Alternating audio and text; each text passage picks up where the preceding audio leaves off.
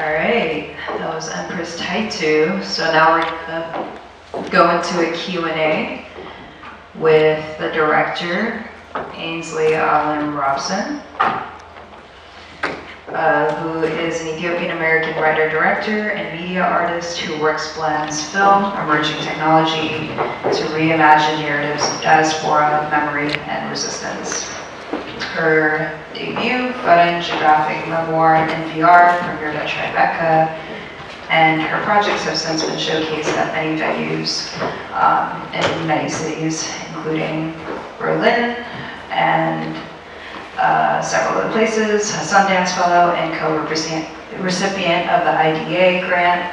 She continues to center Black consciousness and decolonial storytelling in her practice. She will be in conversation with Maria Judas, who is a visual storyteller whose work across film, writing, and public art explores memory, identity, and liberation through decolonized storytelling. Her film includes award-winning Palm Trees Down 3rd Street, The Feature Elephant, and Producing Neptune Frost. She is also the founder of Indigo Impact and the Black Maria Micro Cinema, dedicated to community-driven and experimental narratives. So please give them a round of applause.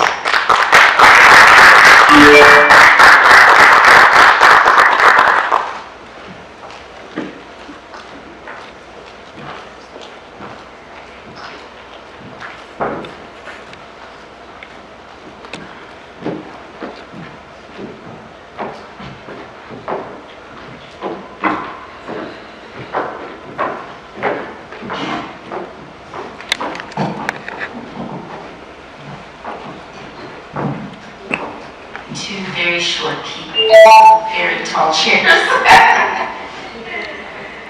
I'm feeling the Bluetooth on here, I'm sorry. All right, I'm just gonna recognize the temporal space we're in, where time, space continuum has kind of like shifted a little off gear, and hopefully we'll try and recenter a little bit in this conversation with Ainsley and this beautiful film. I know there were a lot of technical difficulties with the film. I know that the sound didn't sync, and then we tried to play it off the internet.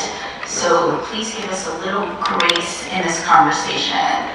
And I'm just going to start off with you, Ainsley, trying to ground us since the technical, and just trying to sync it all and kind of give us a sense of a visual of what we're seeing, what we're hearing, and what the subtitles were giving us. If you could just ground us in this space.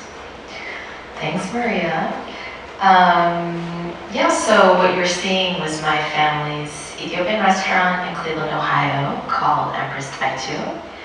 And it closed about a year and a half ago after opening in 1992. And yeah, it was the first one ever for our community. And we have a tiny, tiny Ethiopian Eritrean diaspora. So for us, having this space was like the hub of our community. And actually somebody in the audience, Menna, who grew up in Cleveland also, is here right now. But yeah, so that's the context of the space. And then I found my dad's high 8mm tapes from the night before the restaurant. That's what you were seeing, the night before it opened. And so, yeah, I just put together this research footage and digitized 2 of the tapes so far, and have been working on this sample to try to eulogize this restaurant, which really is a monument to our community. So I'm just going to talk a little bit about how we met, because it's in context to this film.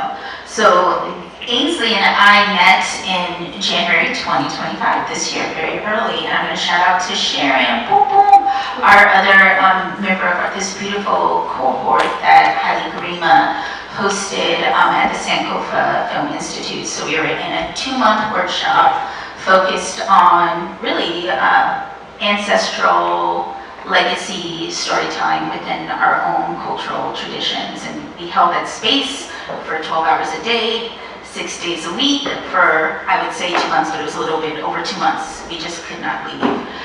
And one of the things Haile talks about is this genomic memory, and I watched this film, or I've watched this work in progress, right? And what I'm really seeing is an archive, a 25-year archive. How did you get to the place that you're at now? Because I know this has been a journey, and not only are you creating an archive, but you're answering a lot of questions for your family, a lot of questions for the community in Cleveland, and this kind of coffee ceremony that you've been going around to different places doing. So I'm just curious, like, what the process was and how you put these things together, and where are you going with the final image, the final project? So I'm so glad you brought up the KITFO Film Institute. That was a really transformative experience, and I really felt that Haile encouraged us to, as Salim was saying yesterday in her workshop, to seek out answers from elders, to poke and prod our elders, because each of them are archives. And just as they are archives, I think for me, the restaurant itself is kind of another vessel, another container, another form of archive, and that's how I see it. And all the people that have passed through it are the stories that live in that archive.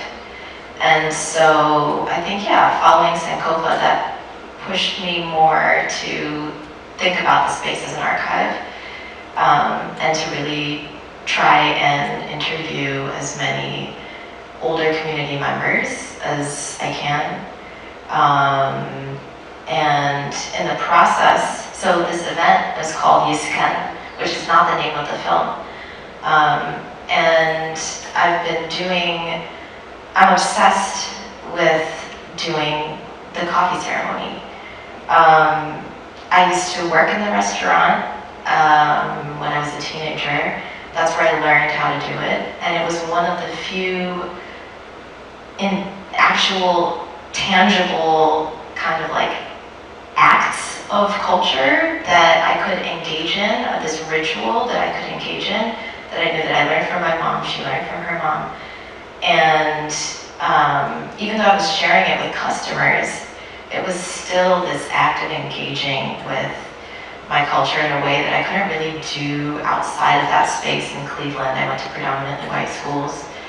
And so there was this constant back and forth and like the erasure of not only our Black histories and histories of resistance in the Eurocentric academic environment, not only that, but well, basically I would go from that kind of space and come back to this place called Empress Taitu. It felt almost fictional to have this monument that represents our history of resistance so clearly, literally in the name. And what I'm saying is basically through doing the coffee ceremony, for me that became an act of resistance, because that was this thing that I was doing in this space that was our space, in contrast to other forms of historic erasure. And so recently I've been doing, I developed an itinerant experimental coffee ceremony performance at a residency that I did in Berlin this past May, where I spent time during the residency going to different Ethiopian restaurants in Berlin and getting to know the diaspora there, interviewing those elders, and just seeing where it took me. And then I invited them to come, and I shared the work in progress where it was, and then I did a coffee ceremony. And the residency told me that was the first time they had all these different Ethiopians and Eritreans in that gallery space. It brought this whole other audience in there. And then I talked to some of them and they said, we didn't think you were actually going to do a coffee ceremony in this space, but we said, oh, there's Buna, there's this film, let's go check it out. But I found that by bringing this fragment of Taitu to other spaces, I'm kind of keeping it alive. I'm also mourning it. And I'm also seeing how people respond to what I'm showing them as I continue to work on it. So it's become a part of the process. And so I want to talk a little bit more about Empress Aitu and your connection to that. I've heard you call yourself the daughter of Aitu, and yes, that's what the restaurant is called, but also the legacy of this woman who does not have the same historical legacy written and recorded like her husband does. Can you talk a little bit about her and what she means to you? Well, I think it's connected to, this history of resistance, the Battle of Adwa, who Aitu was, this major historical figure, this woman that, I didn't ever learn about it at school. At the formal education, I learned about her in Empress Aitu, the restaurant, my informal education about our history and culture. And so I feel like I'm a child of Empress Aitu, the restaurant, but the restaurant to me feels like it's in her legacy, it exists within her spirit of resistance. So, that's what I would say is my connection. And then if I'm wrong, you're bringing also her history to every space that you do one of these coffee ceremonies. Is that part of the process? Right, yeah. So, in the second iteration of Discan was in San Juan, Puerto Rico, because that was the next location that the residency took us to. And I was I really wanted to make sure that I was bringing, that I was aware of the local cultural context in the coffee ceremony. I used some of their traditional, a hollowed out coconut shell that's made artisanally instead of sinis, and different things in the ceremony, but also the history was what I found that people really resonated with. Because there's another clip that I didn't show here, but it goes basically for the Adwa Centennial in 1996. There was a big event at Aitu, and my dad made this giant bulletin board where he cut out all these clippings of different photos and made photocopies from books of the story of Adwa. And and then he filmed it. He's talking to the camera and just recording the story because he's obsessed with the history. And so I showed like a 5-minute chunk of that as well. And then in Puerto Rico, the audience, they were so amazed to hear about the story. They said, we didn't know there was an African country that wasn't colonized. We didn't know about this woman, Empress Aitu. This is really inspiring for us to hear another story of resistance that, is important to us to know. So there have been all these different kind of launching points that I found just by saying, okay, I'm going to do a coffee ceremony and then see what happens. Let the ground settle and see what comes up by engaging with the audience and being in these different locations. And then there also, I found out that there was, so I worked with local coffee roasters in San Juan, and then they invited me to their farm.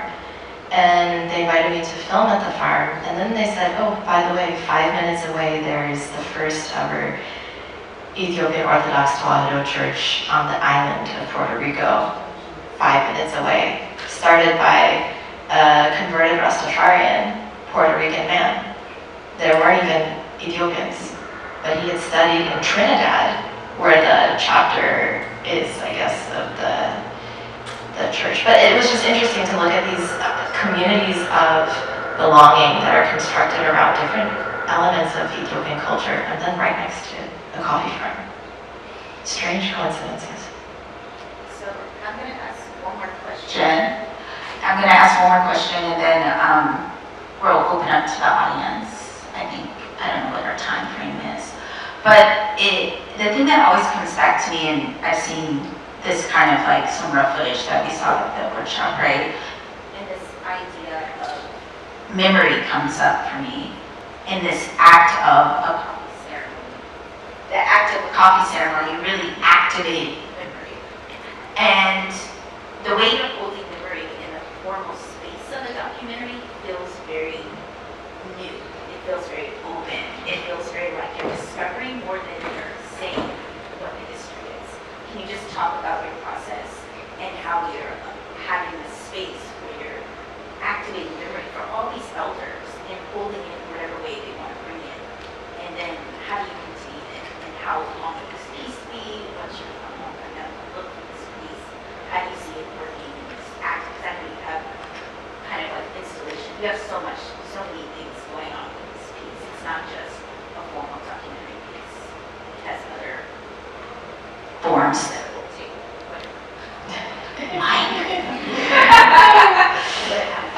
Wait, but you're saying the book. Can you tell me the first part of the question again? Like memory. Yeah. How am I? How are you using the documentary form to investigate oral traditions of memory? Right.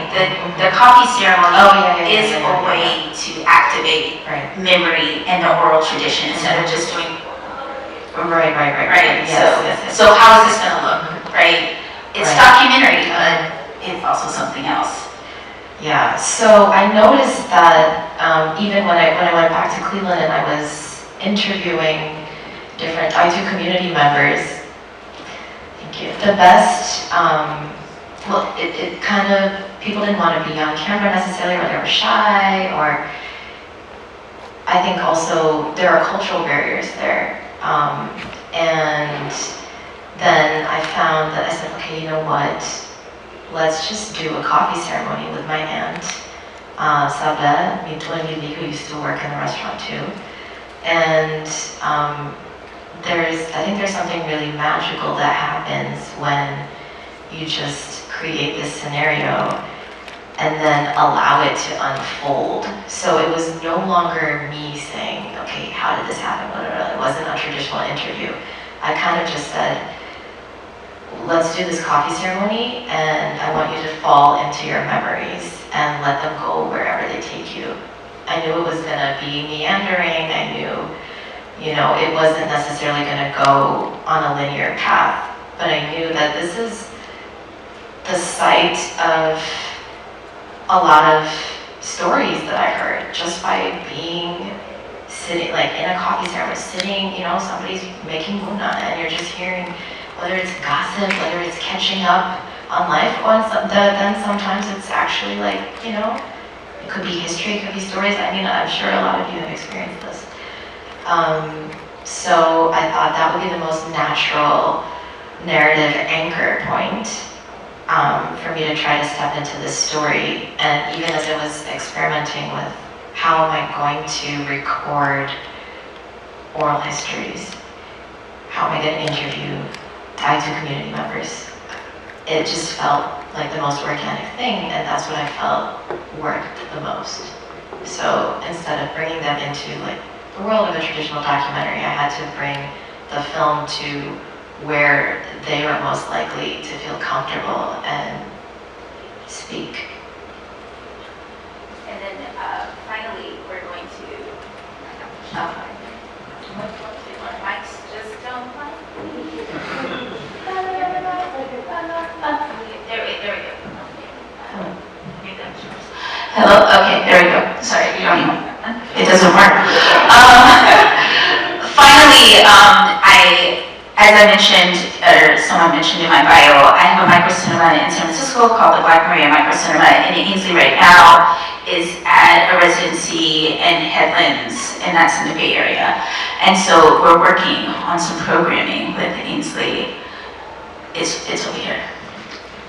Do you want to talk a little bit about ideas, the activation that you have around these video pieces that you're making, but other activations that you hopefully will want to do sometime in November, so please do come to the Bay Area. But do you want to talk a little bit about that? Because I know we're working on what that will look like. Well, I think I just want to do another iteration of Hiskan. Do the coffee ceremony, show a work in progress, wherever it is at the time.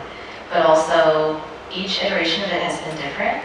So now I'm working on a version where it's actually the coffee ceremony is integrated into what you're seeing. So like I'll edit in a pause where that's when I'm roasting the beans, maybe bringing the audience into the conversation at that point, and then going back into it and integrating it more into a film coffee synchronized experience.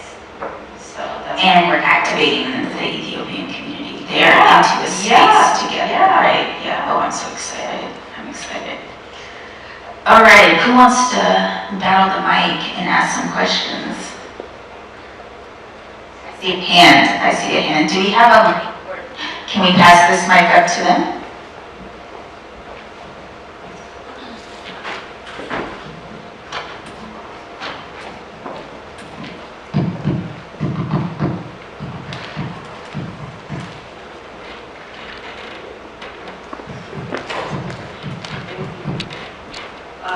Thank you for the conversation. And Ensley, I'm such a big fan, not just because I grew up with you in Cleveland and I get emotional every time I see your films because it's almost like the normalization of how we grew up. I don't think about it as, I just think about it like a day-to-day until you put it on a screen. I'm like, that's part of my life on that screen. There's so much authenticity there, but I have so many questions for you, but I first just want to thank you for telling the story and really just want to hear your perspective on how open you find American cinema in regards to this push you all are making in film to tell these stories the way you're telling them. They resonate deeply with audiences like us here, of course, right? But I'm wondering if you all are seeing a shift in demand for these other stories, right, of the other that are untold. And I just thank you for telling these stories. I hope you do one on Minute the Call. I could talk to you guys forever about the staple her parents are. The photos on the wall in the restaurant were taken by her father. And, you know, I was just telling our friends here that this restaurant is also located on St. Clair Avenue, the same St. Clair Bone Thugs and Harmony represented their music, right? And it's been there when it was a not so good neighborhood and when it got better, it didn't matter. Like that was our home for us. And so we would go there monthly because her father would do these lectures in the apartment building right next to the restaurant. And then also he's a doctor, so the doctor's office was right there serving the African American community and anyone in that Cleveland area. And so there's just so many stories to be told. But I want to hear like what's your thought process about the next story you're going to tell and how have you been received? This went to Tribeca, Sundance, Fudge is amazing as well. And so I hope you're getting the support for these stories, but I'd love to hear more about that. And I love you so much and I wish you all the best with your creative artistry because it's empowering so many of us who've never seen our stories or can identify in the way that you show us. So thank you so much. Thank you, Adnan. You're gonna make me cry now. Wow. How lucky I am to have somebody from this immediate community with us right now. Also, that's so incredibly meaningful to me.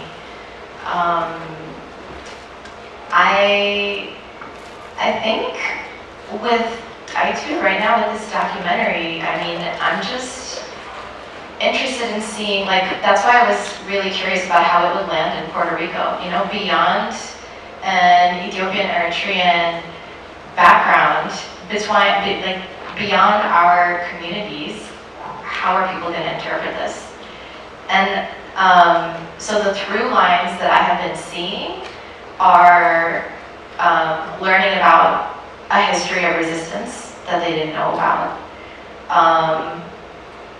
Coffee, actually connecting on cultures of coffee in different communities. They have a very strong coffee culture there. And it's really connected to US imperialism.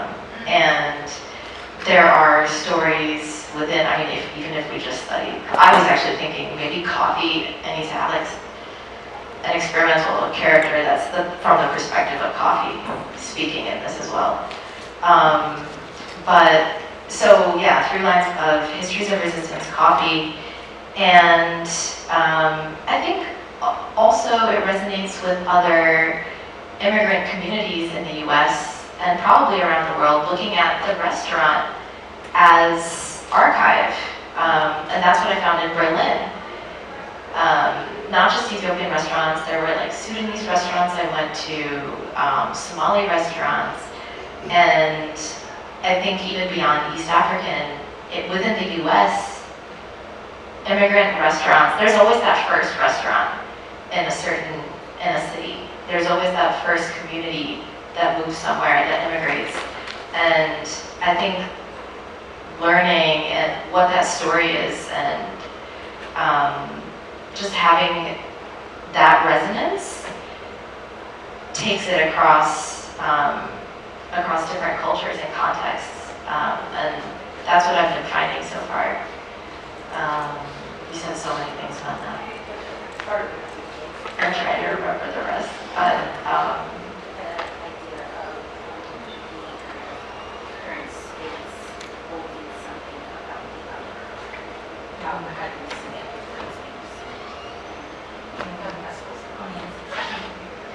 well, I think it's too soon to say for this one, but in terms of, I think you were also asking about demand.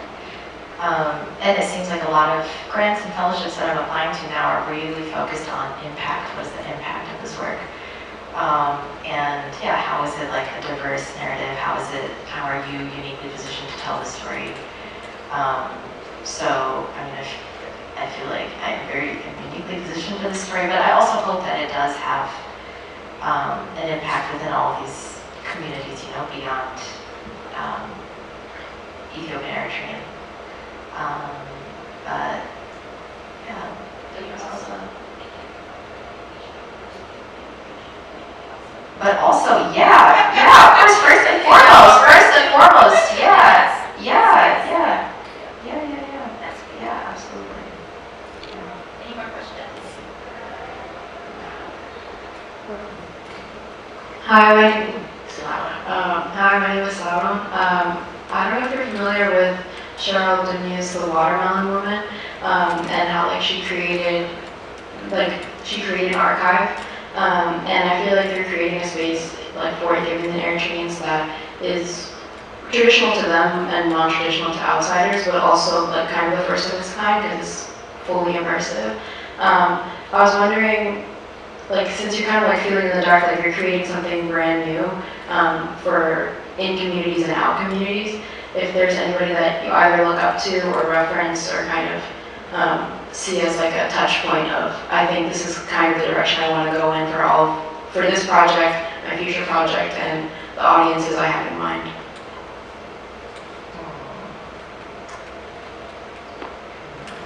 Well, I'm super, super inspired by Haile Gerima and the way that he works with memory it's just incredible. The way that he also allows the story to birth its own narrative logic, as opposed to trying to define what that logic is in advance and then cramming the story into that. I hope that I can afford myself the freedom to do that and to not be incarcerated by my own mind, and that I can unlearn that inner voice that's created by, I think, different contexts of being immersed in white-dominated environments. I think that really has an impact. Even when you're making your own project that's completely separate from that, I think I still feel it, and I'm still working to unlearn that. So I do look up to Haile because that was the most liberated I've felt in a film context ever.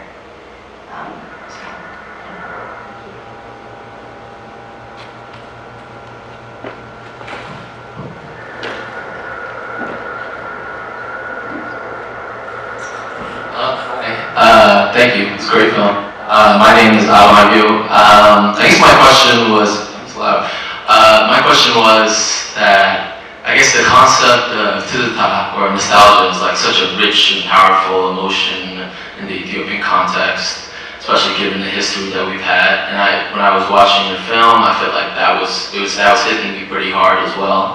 And I thought it was really beautiful that you could bring that more into like the Ethiopian American context. You know, the fact that like, I mean, oftentimes our parents or uncles, aunts, you know, are remembering back, you know, to the homeland, to the motherland, but the fact that you were, that like in that Puna ceremony, they were more remembering like when they first immigrated, when they were opening that restaurant, and that I feel like, I mean, I just found that to be very powerful. So were you really trying to play on the to the top concept, like, or was that more of just something that came about? Thank you for this question and for seeing this kind of a time period difference in what they are remembering. That was something that really struck me as well. I feel that tizita is like my philosophy. I'm obsessed with the idea of tizita because I think it's in many ways so uniquely tied to our culture, but then I see other cultures have their own versions of it too. But this, you know, this longing for a return, yes, it exists back to, like going back to Ethiopia, but also their tizita is like, it's like a meta tizita within Taitu, remembering the beginning of Taitu. And yeah, I didn't expect that to unfold. I didn't know that would happen. Yeah, so I mean, I was really surprised by it, and I'm still unpacking how to, you know, how I'm going to highlight that more in the film and how it'll play out. But I think that's a really, I was just amazed that there's this like tizita and then within a tizita another tizita. That's it, yeah. Maybe that's something that's going to keep happening in diaspora. Maybe as the diaspora gets older, you know. I'm curious. So thank you for finding that out. So, in many Africana studies arenas, what is stressed for us to liberate and decolonize our minds is to make that distinction. Who are we to other people? And who are we to each other? And what struck me was how the film opens. Disembodied voices, empty room, giving their version of what that restaurant meant to them. And the juxtaposition of the richness when the restaurant is filled with the family. We hear that conversation, and so it was, for me, it was a really powerful juxtaposition. Who are we to each other? And even with the dude, oh, I want to rent the place, you know. And who are we to each other? That came forth really strongly. And so my question on it is, how did you make the decision to frame the film in that way? And to frame the story of the restaurant in that way?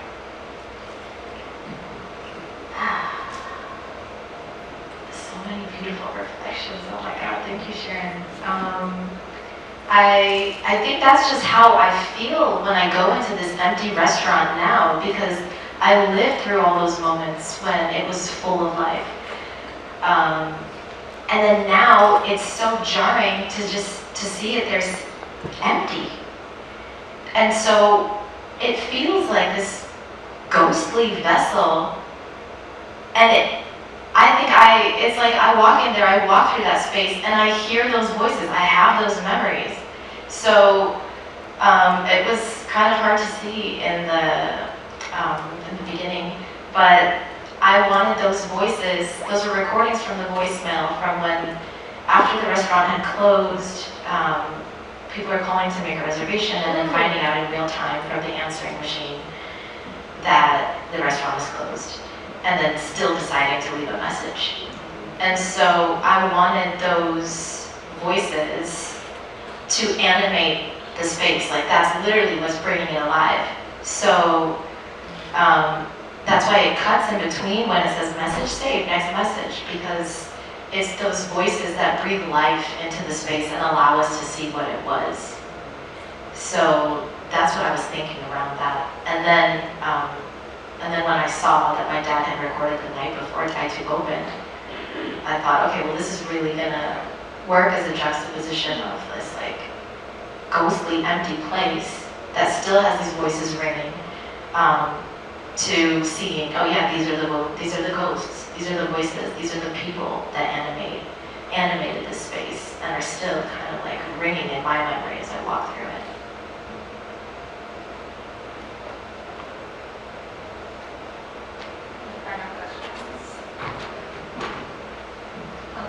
Thank you. Oh, yeah, go ahead. I remembered one thing also about the Tizita question before. So before. Hello. Oh wow, you figured it out. Yeah, I just wanted to say. Oh my god. Okay. This? Okay. So, speaking of ghosts, no, before this, I made a virtual reality experience called Faranj, a graphic memoir in VR. And it is, the whole concept of that was, could I construct what Tizita looks like to me? And can I put people into that world so they can have an embodied experience within that space that I'm sure looks different to each and every one of us, but I thought, okay, for me, this is what Tizita is. So I did these, I asked friends and family to send me videos from Cleveland and then also from Addis that I could use to construct 3D scans, basically 3D models of different fragments, different people. So there's a lot of scans from within KITFO, a lot of scans from just like different street scenes in Addis, like Ababa, the fruit stand, things that stood out in my memory as a child. But then I built an archive of these and put them together and did a juxtaposition of spaces that can't physically and geographically exist together, like the restaurant blend and like Mercato. But I put these things together and created an impossible geography, because to me that is reality. That it, like, memories from this place or from that place interject my present moment now. Sounds from that space will jump into how I'm viewing something. There's something here. Hello, yeah. Will bring about a memory from the other. It's this constant in between those spaces that I feel is my reality. And so I was trying to construct what that felt like to me, and that's what that VR experience is, and it was all around this idea of Tizita, which I feel is just very important to And so I'll end this, and I don't want to end it on too much of a melancholy note, but you made me think of this idea of impossible geography and what happens when we lose a point on the map. And so I assume your parents' restaurant is not going to be opened up again. Maybe there's some possibility, maybe in the future, but it is a loss to a lot of people, and it's a loss of a hub and a connection point. And we learned in DC and Sankofa, the power of a point on the map and landing in a space and going to a door, opening it, and all your people are there and being immediately recognized. That power is super strong, and right now we're fighting to keep Sankofa, a bookstore and a cafe and a screening space open, and it's been open for 45 years. feeling about the future, knowing that this map and that you're trying to preserve it within this film? What does that feel like for you on a personal level, not necessarily a filmmaking one? I mean, I think it's just, it's sad, but it also feels like we really need to unite and identify these spaces, understand how we can support them, our relationships to them, our unique skills that could support them, and yeah, really try to mobilize to preserve or transform the spaces as they need to be, so they're not just lost, torn down, demolished, turned into a sports bar. Erased. Yeah. Thank you, Marie. Oh, one last question. Yeah, I just kind of taking back off of what you were saying. I think really when watching this piece, it felt like I was, deeply sad, but also beautiful nostalgic memory of a time warp that is never fleeting, right? Like I think there's something about our parents and our grandparents and even beyond generationally that are keeping these stories alive. And I feel like with the space like I do, there's something that is, I don't know, I think when I think of a physical space there, it feels very real.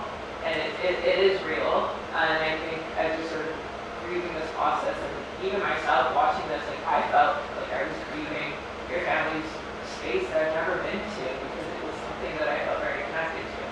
And I know that across cultures beyond Ethiopian Eritrean, this is something that's like universally felt.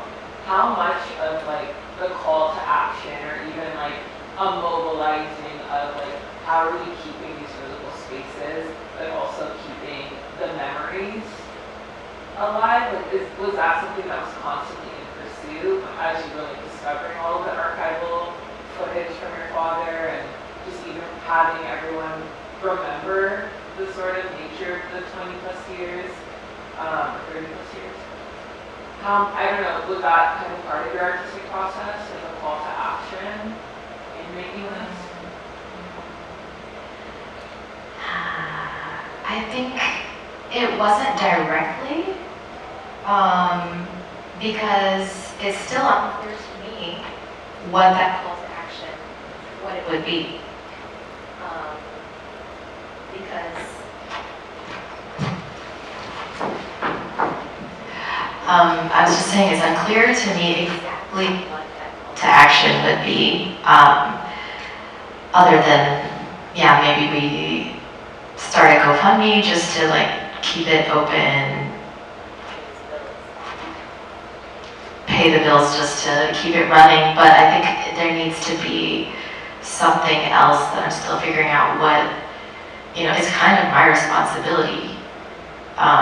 And I know that we don't have the capacity to keep running it as a restaurant. And I'm not going to do that. That's not my calling. So I mean, I thought about, maybe I could transform it into a space where guest chefs could come and do a one-year residency and keep the space alive, and maybe, I don't know, maybe there's some kind of an entrepreneurial thing that then goes back into the community. I don't know, I've been prototyping, thinking about these ideas. If you have ideas, please let me know.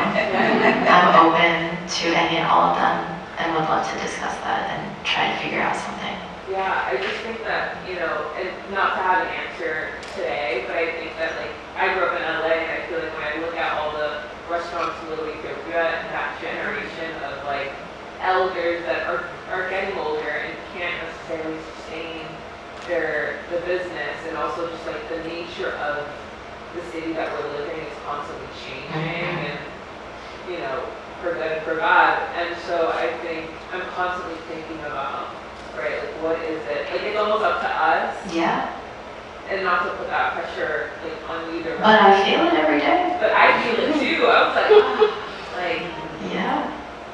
So anyways, it was just, I wondered how much of that in your artistic process was just sort of questioned and brought up, or was it kind of like in the end or naturally as you were, or maybe you feel it every day since the beginning of the restaurant, Yeah, I think it's a combination of all of those things, and that's also what's really driving me to keep working on this and to keep applying for opportunities that will support it, and to just muscle my way through it, to even have a sample, you know, to that it's that fire that's like, okay, I don't know what to do about it, but I'm doing this.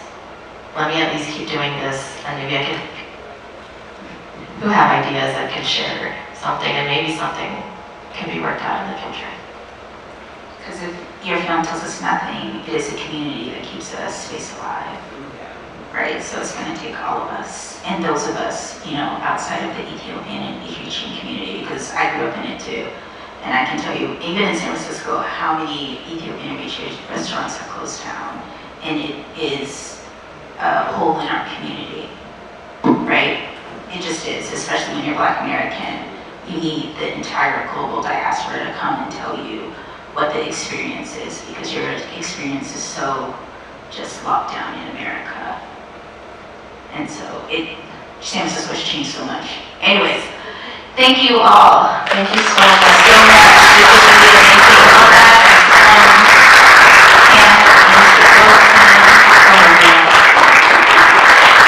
Great call. Hope to see you again. And you guys all should follow her. I'm a producer at heart. You guys should follow her on Instagram. Follow her film. She has so many good things.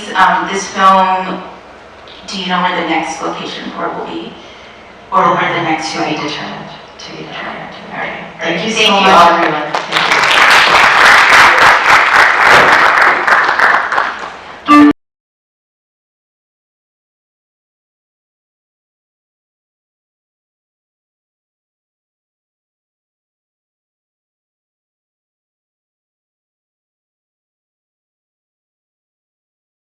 Hi everyone, how's it going?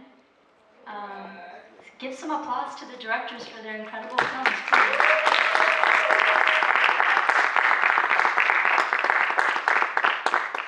So I'm gonna just start by introducing myself. My name is Maraki. I use they and she pronouns, and I'm the Los Angeles organizer for BAJI. BAJI stands for Black Alliance for Just Immigration.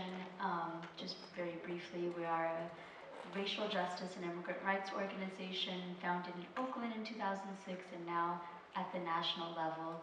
And our purpose is to serve Black people regardless of immigrant status, gender identity, disability, any intersecting identity, and with the goal of liberation for all people, but especially Black people. So we're very happy to be partnering with the KITFO Film Festival and showcasing this powerful storytelling that's happened throughout this weekend, and really highlighting the lived experiences of the Black diaspora, especially and particularly Abisha storytelling. I think in this particular time that we're living in, where our communities, Black immigrants, are being violently attacked at all angles, it's really important and crucial that we're able to tell our stories and be able to raise awareness to the lived experiences that we have. So grateful for KITFO Film Festival, grateful for you all for being here and supporting the festival and supporting the incredible work of artists like these. So give yourselves a round of applause for being here at KITFO Film Festival. So I'm just going to quickly introduce our two incredible directors here. Right to the left of me is Saadet Yosef.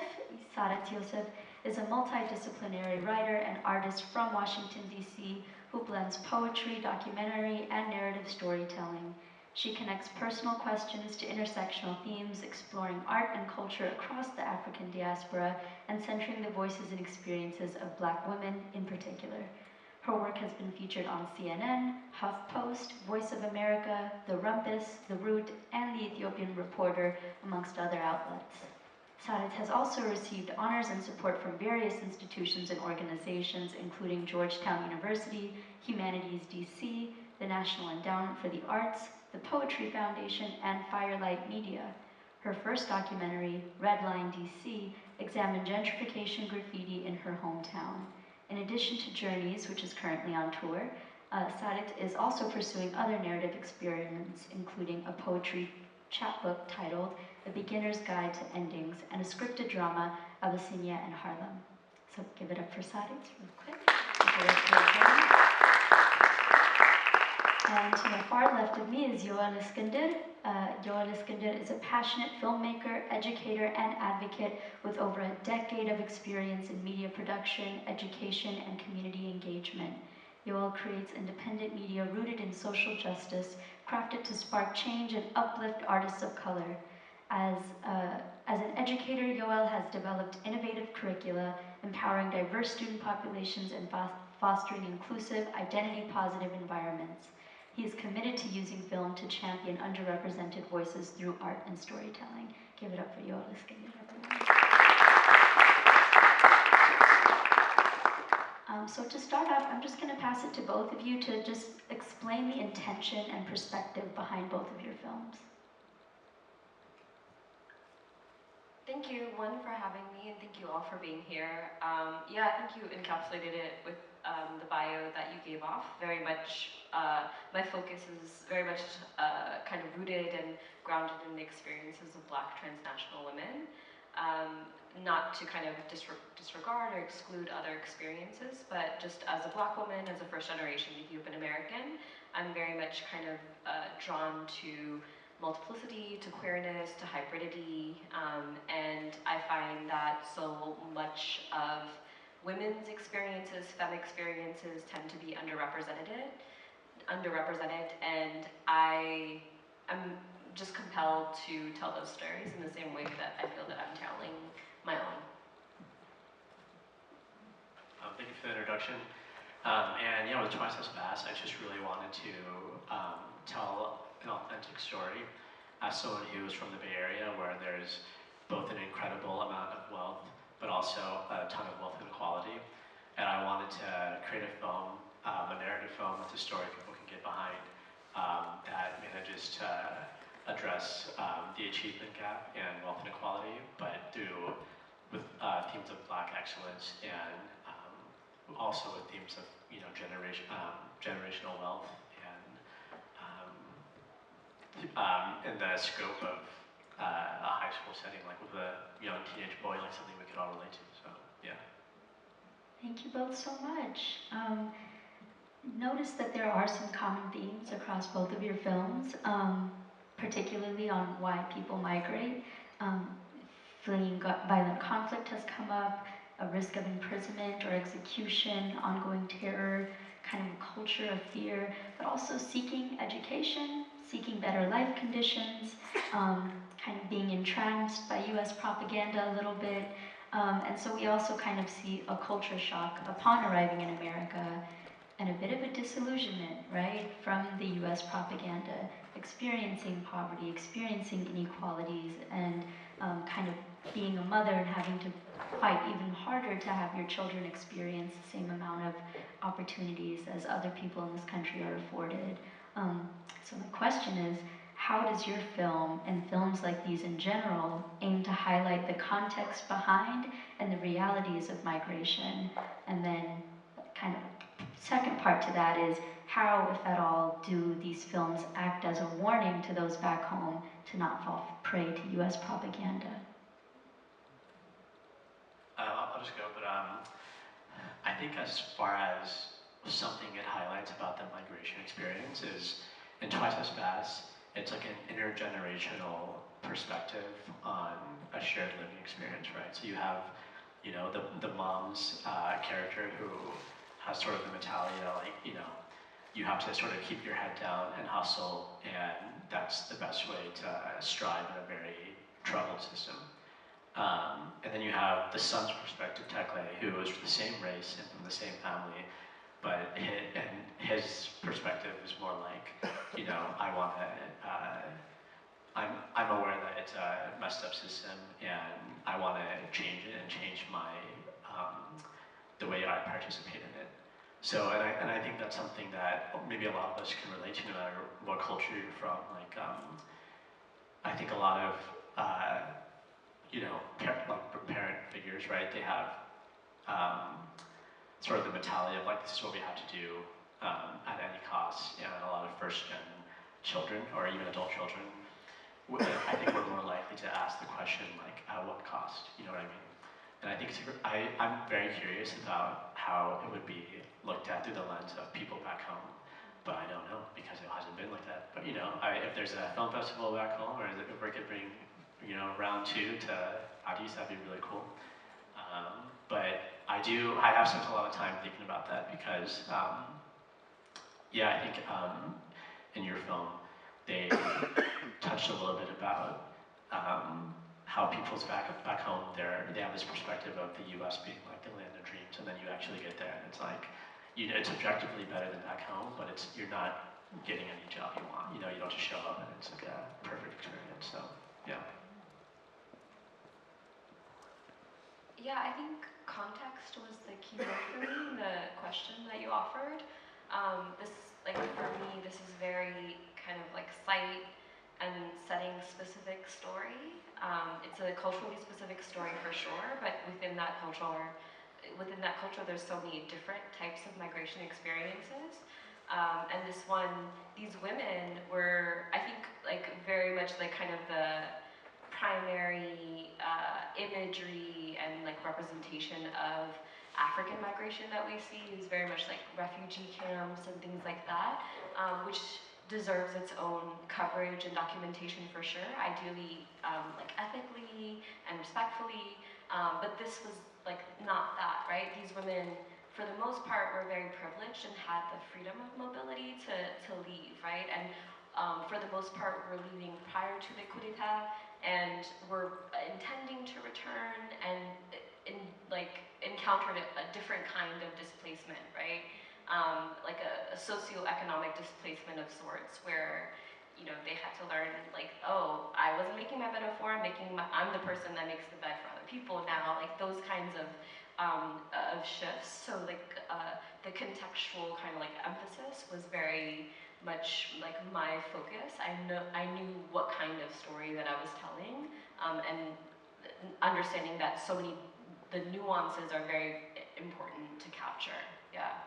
And then I don't know how much it can be like a warning or any kind of, you know, cautionary tale, just because I just, in the way that the internet has just like changed the game, how the social media has changed the game. So you definitely get plenty of like horror stories, but you still like, I think the kind of like pill is still being swallowed of the kind of like the land of milk and honey and things like that, even despite and still all the things that are happening.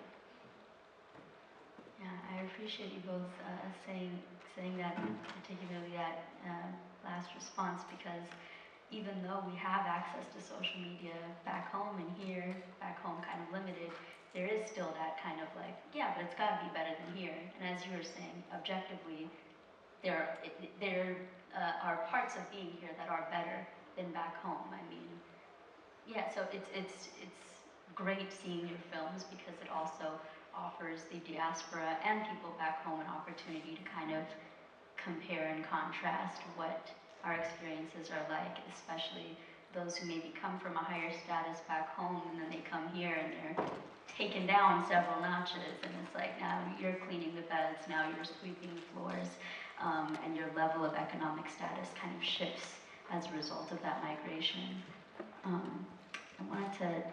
Leads me to my next question is, from these films and from kind of your experiences working on these films, how would you describe accessibility to economic mobility for Black immigrants? In your opinion, are there any myths that need to be debunked regarding economic opportunities for Black immigrants? An example of that might be the myth that Black immigrants somehow have more access to education or even employment opportunities than African Americans. I mean, I think the film definitely tried to explore the idea of Black mobility and economics through a very specific experience, right? Through a very everyday teenage kid. And I think the intention there is to address really complex and, you know, just like complicated societal issues. But these are issues that are often talked about, like, you know, in news reports, or like, oh, inequality this or inequality that, but it's like we lose sense of what that's actually like for a normal person or a normal family. especially for just a kid, you know. So like, what does this actually look like through the perspective of an everyday kid? And yeah, I think that I hope we can really pause and think about the achievement gap and how there are so many people in the US, you know, and again in the California alone, which is like one of the biggest economies in the world, who have to think twice about even how they participate in school, like in PE or in sports, let alone their ability to even pursue their dreams, right? Like this, I think the film could be an analogy for many things, right? Like when I was, and it's a semi-autobiographical film, so it's all the scenes, all the dialogue is pulled from real life experience and yeah, translated into a film all these years later. But I knew I wanted to be a filmmaker since I was like in elementary school. Is that something I was able to do at all in middle school or high school? No, I had to wait until I was pretty deep into college. Not because I didn't know what I wanted to do, but because I'm not in a position where I could just ask for a camera, you know? I had to hang out with my rich white friends who I knew had cameras at their house, just if I wanted to mess around with it. Let alone, how many kids on this block want to be coders, you know, or make music on their laptops, but they don't have a laptop, you know, or could be the next best saxophonist, but they, you know, like, to rent a saxophone at your school, you have to pay every year like hundreds of dollars to, even in public school. Like I know this because I play music in public school, and you had to like, this is a tidbit, but I wanted to play saxophone, couldn't do it because I had to play clarinet. What's cooler, saxophone or clarinet? Let's be real. But to rent a saxophone, it costs 3 times more than renting clarinet. But I ended up, okay, so anyways, you know what I'm trying to say, right? There's small, we could talk about it, of wealth inequality and the achievement gap in Black businesses and the experience for adults and even college, and that's really important. But it all starts from what you're exposed to, what you're able to do when you're a child, you know, and I think it sounds superficial, but there's tons of studies about how students who are unable to pursue their extracurriculars have an incredible disadvantage. Not to mention how students who come from a lineage of just wealthy and even middle class parents have incredible advantages against people who are first gen, people who have to think about, you know, what they're going to be able to eat when they get home at night. So, yeah, I hope that answers your question. Yeah, I think I spoke a bit about the freedom of mobility piece, but in terms of like dispelling myths, I don't know how much my project impactfully did that. I hope that it did to some degree, but I think that there's like kind of myths, stereotypes, and assumptions on both sides, right? That Ethiopia has about like Black America, and Black America has about Ethiopians. But I think like more so with one of the projects that you mentioned, which is it's a short story that I'm adapting into a scripted drama, but it's based on, you know, real people and historical events, and really kind of speaks to so much of the solidarity that has always existed between and like links between Ethiopia's fight for independence and Black America's struggle for liberation, and really kind of like digging into like that history, like that lineage, getting into kind of like the archival materials has reinforced to me that, you know, like there's obviously like their stereotypes come from like kernels of truth or fact or whatever, but Chimamanda Adichie, a novelist and writer, talks about like the danger of the single story, right? So I think kind of like the challenge, and then also the mission of the work that we do is kind of trying to create like multiplicity and to show the layers of like truths that can exist and different types of experiences and things like that. So I'm really emboldened, I guess, by this new project that is showing me so much of the kind of connections that already existed.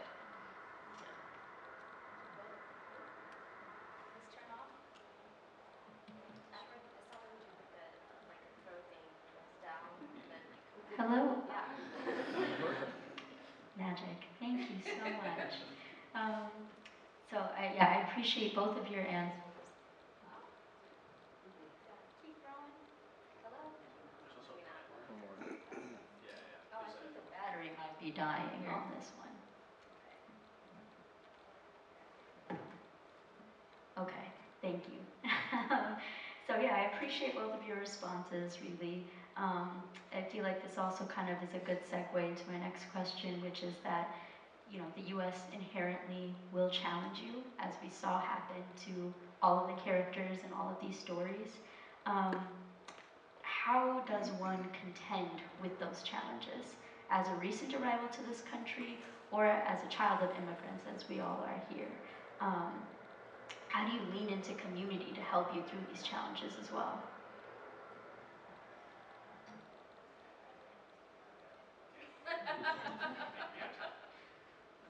Well, I do think that in my real life, community has always been a huge part of what has gotten me to where I've been able to get into, and I think your community is often who knows you best.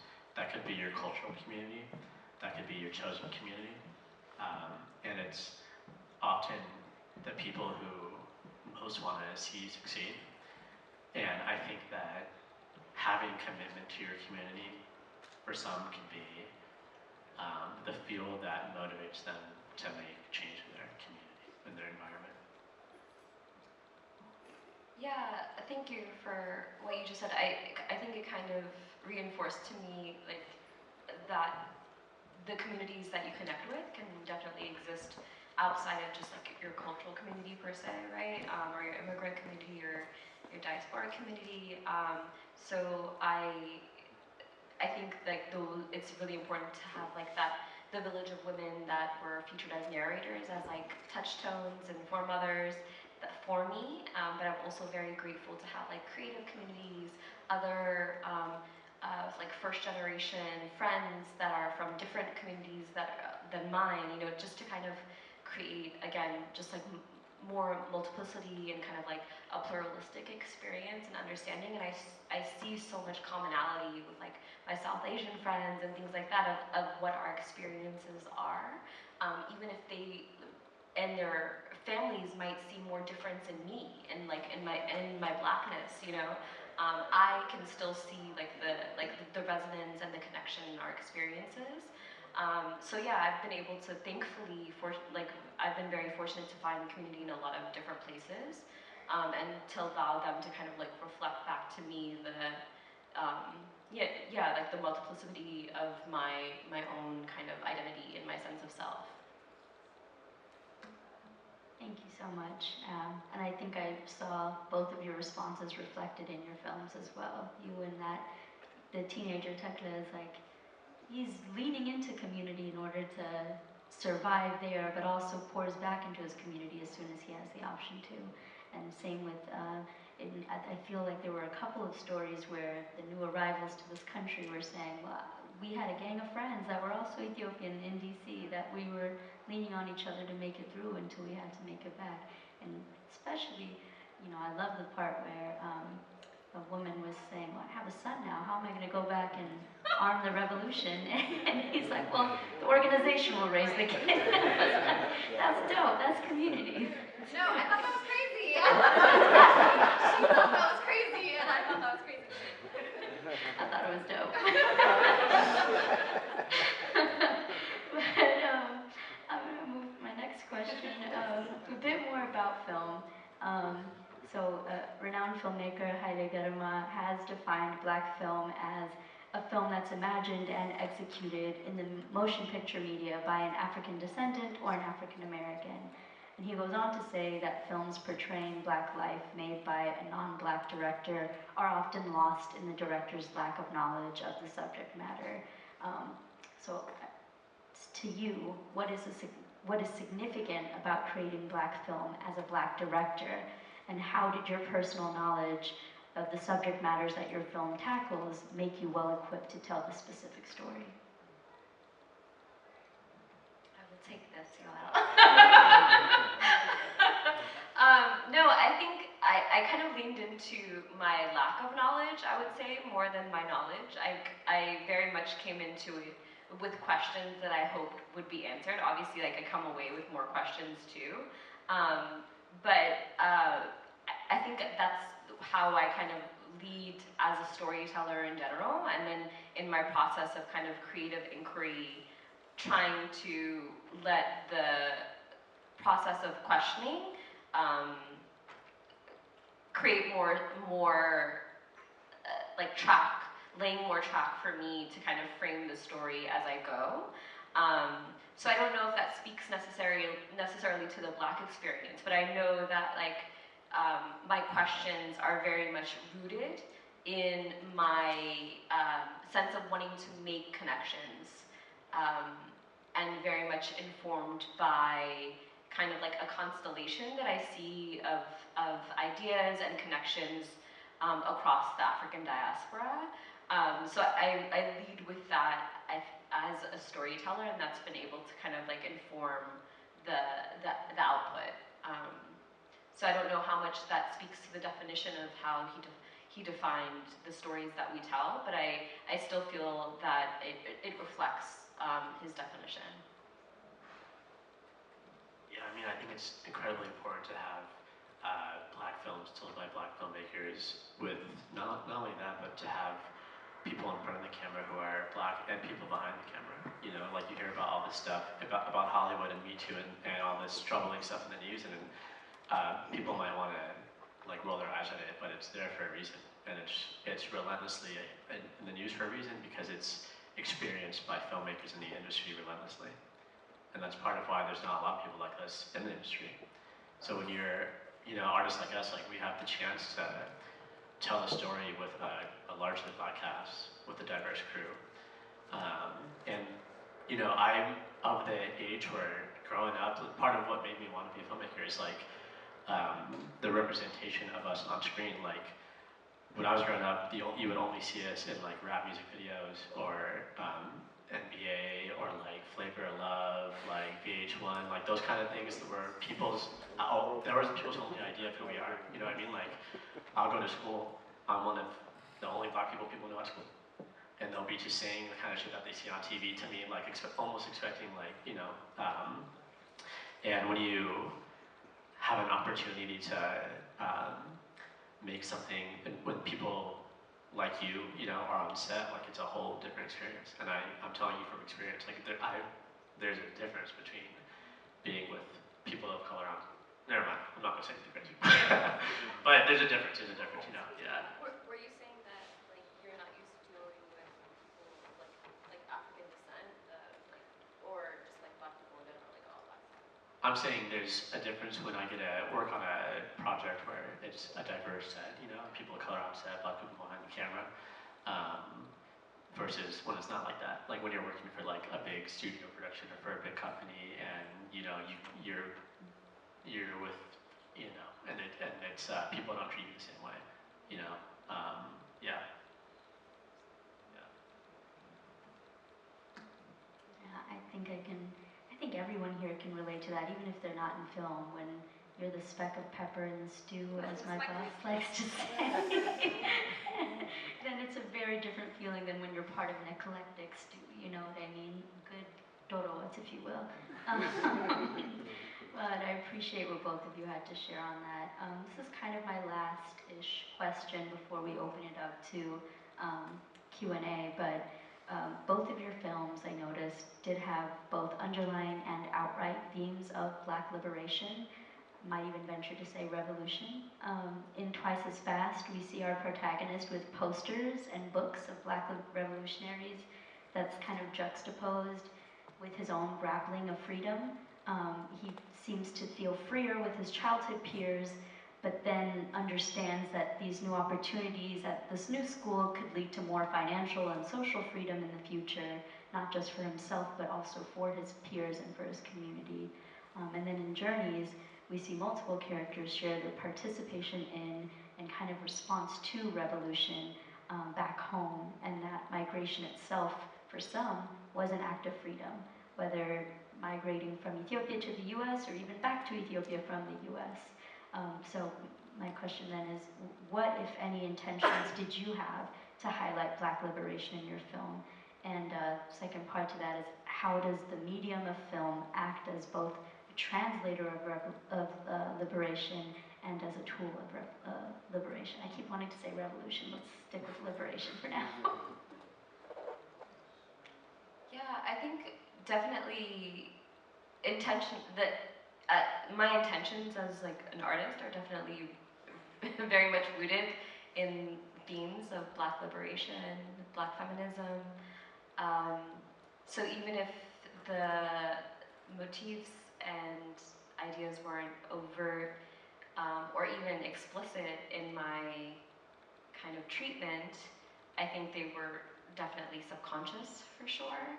And I think again in my kind of like scripted and fictionalized kind of departures, I'm able to really like hammer those those themes home. But yeah, I think especially as an editor, there's like a certain level of empowerment that comes. Like I very much identify as a multidisciplinary writer, as like a collagist, and so everything is kind of dealing with fragments and dealing with pieces. So I think there is something very empowering about assemblage of your own kind of like your own iteration of these pieces and your own storyline through that creation. So even in the kind of challenging context of stories that have underlying trauma or that have, you know, maybe what might seem as unhappy endings, I still, I guess, in my like visual treatment of them, in my poetic treatment of them, try to find layers of, yeah, of joy, of liberation, of some kind of resolve and agency. Yeah. I definitely appreciate that you noticed that in the film, you know, because as a director, that's like a little bit of storytelling that you're trying to bake in there. Like when you're making a film, one bit of storytelling is set design. And he's a school athlete, so of course he's gonna have athlete on his wall, like idols and stuff. But I was like, let's have it be athletes who, like, you know, Kaepernick and Jesse Owens, who are revolutionaries in their own field, right? And of course he's super academic and he's super smart, so he cares about history and he has textbooks, but instead it's like, let's have civil rights leaders, you know, Malcolm X and all these other civil rights leaders, and it hints that, you know, this kid is someone who's primed to do something in the theme of like what his idols might do. And in real life, right, like that's why we gotta continue to teach our history, because when you introduce these, you know, these Black leaders who are liberators and revolutionaries to people who are young, it gives them the idea of, oh, like this is a way to not just participate in the system, but these are how these people actually made a unique impact in their field, you know. And as far as your question about people's viewing experience, you know, like think about like the plot of the story, right? The Black school, Greenwood, you know, they're a little bit of a beat up school, right? But at the end of the movie, they all did very well. And it's not because Tekle won the lottery, he just got lucky or something like that. He used his mind, he put himself out there. It's not like he used his money, his grant to like rig the race or something like that. He gave them the tools to be their best version of themselves, you know what I mean? That's theirs forever. It's just a pair of shoes. I know in a way, I don't want to read too deep into it, even though it's my own movie. But my hope is that people watch this, especially young people, and they see it as like an analogy of like, oh, like this is one way, this is one small way that someone can use their resources, their tools to help people like them, and just to to adapt the system in some sort of way. And if a teenage kid who basically just got his hands on a couple more Adidas could do that, and then maybe there's a way that in my own small business or in my own job or whatever it is, I could do the same thing. Thank you both so much. I said someone from Oakland putting up, yeah, revolutionary posters in the back, it made sense. I didn't know you were from Oakland until today, but I was like, oh no, that tracks. You know, you can talk before about the origin of Black Panther. You could talk a little bit. But I mean, I hope you guys know, like the Black Panther was started in Oakland, right? And I lived in Marin County growing up, which is where Marin City is. Tell me why nobody talked about how the Black Panthers were also based in Marin City, a historically black city in a super duper wealthy white county. Super boring county. We ain't got none. But we got half of the Golden Gate Bridge, we got that. But we also have the Black Panthers, and nobody talked about that growing up. So that, like when you have opportunity, and luckily, I knew about that because I was in like nonprofit and after-school programs for people like us, right? And they were kind of like, oh, by the way, you should know this. And luckily, like, I don't know, I just feel like if more people knew about that or talked about that, like, we got to know our history.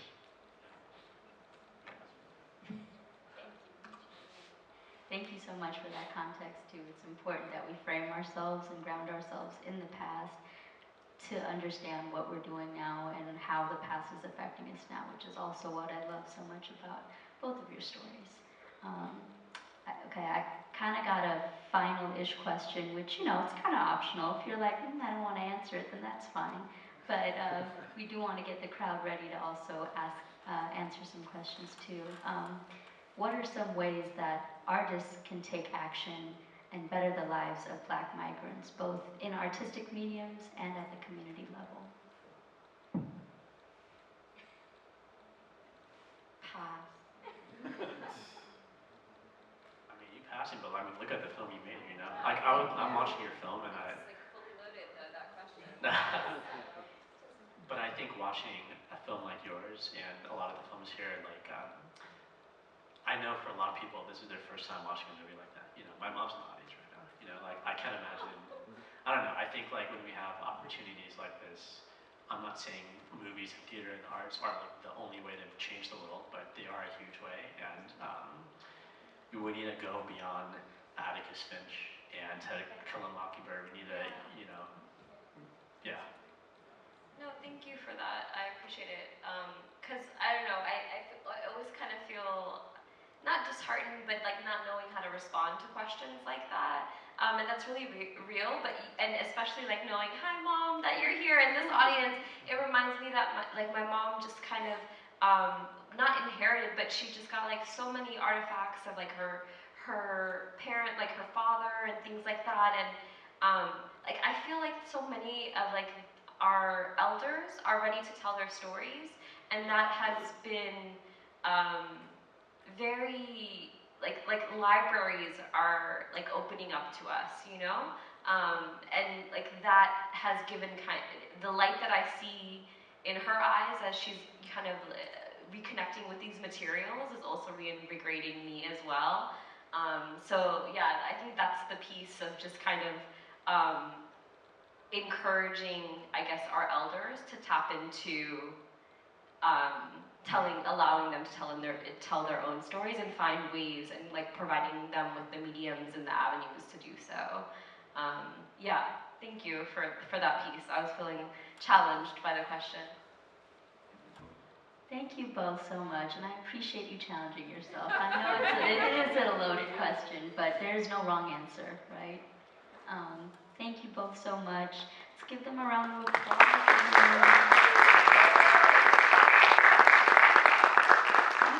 Do we have another microphone to do Q&A? What's up with that? No? Does anyone want to shout out a question there? Oh, I think we do have a microphone. Okay. Anyone?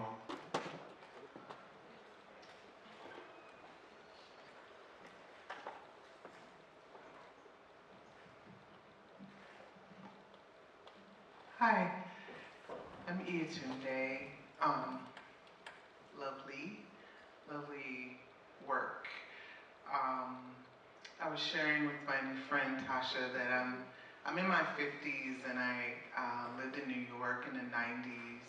I remember when Haile Gerima came out with Sankofa in New York and how profound that was on the diasporic community and the tools that he used for distribution and exhibition to reach the Afro-diasporic community was so groundbreaking and impactful to, and particularly the Black American community, which I'm a part of. And I'm curious to know, I think you should be challenged. It's okay to be challenged. Now is the time under fascism for us all to be challenging ourselves. And if we don't, we're going to stay stuck. And so it's okay to be uncomfortable. Let's give ourselves permission and grace. You know, you're in a room of love and care. You did a remarkable, remarkable piece. And I want to say that you walk in such a legacy of, I come out of the experimental Black queer filmmakers and media makers of the 90s. And so your form was really, really so similar, and like you just reminded me of so many Jocelyn Taylors and Shari Freelos and Thomas Allen Harris, like just so many of those folks that used experimental form, like within a documentary narrative, to tell like a personal story, but to kind of, you know, mess with that form. It's very queer. I don't know if you are, I'm not asking that, but it's very queer. I give a shout out to like our queer aesthetic filmmakers. So much to say, but so that, I want to offer that. I want to say that it feels really incredible to see these films, knowing that, or to have, you know, experienced Haile Gerima's work and that impact, and to experience this legacy. And I also know that Julie Dash, Haile Gerima, during that time, they're so intentional about what they were doing.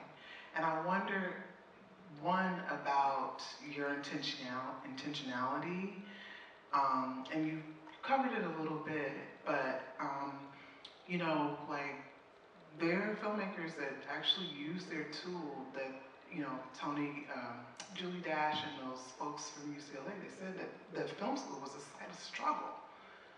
And I'm wondering if you see yourselves in that context.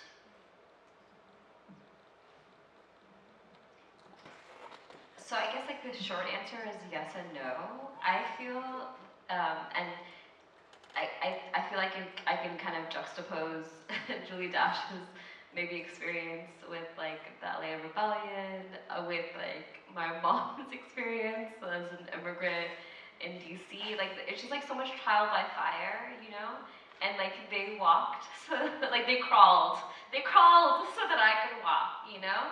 So I can't even like compare my experiences to theirs, but I feel that I do work to at least like honor and to like not just I don't know if reflect is the accurate word, like maybe refract is the more, you know? It's like definitely like queerness is very much a part of my aesthetic of just trying to like incorporate and encompass like aspects of the way they have like queered and experimented with their mediums into my own process of storytelling for sure. But like the short answer is I haven't gone through shit. Like I haven't gone through anything, you know, in comparison to the things that they have gone through. But like their level of struggle inspires me to like document them and portray them as heroes, which they are.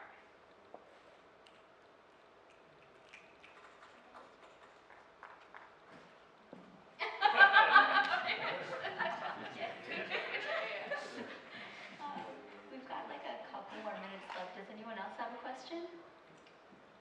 I just want to tell you, you beautiful lady, you did a great job. I related to that story of yours. That's his mom! Oh my gosh, thank you so much! Thank you! Thank you so much. Even an immigrant in 82, but I went through a lot of rough route to get to America. You really did a great job. All the documents and everything. I understand everything what was saying in the language too. Even I speak Tigrinya. So proud of you. You're gonna make me cry too. To Yoel. It's just this disembodied voice telling you that they're proud of you. Like, it's really causing a lot of emotion. Yeah, I was with Tier, just sitting up here listening to everything. And Yoel, you did a great job. You should be proud of yourself.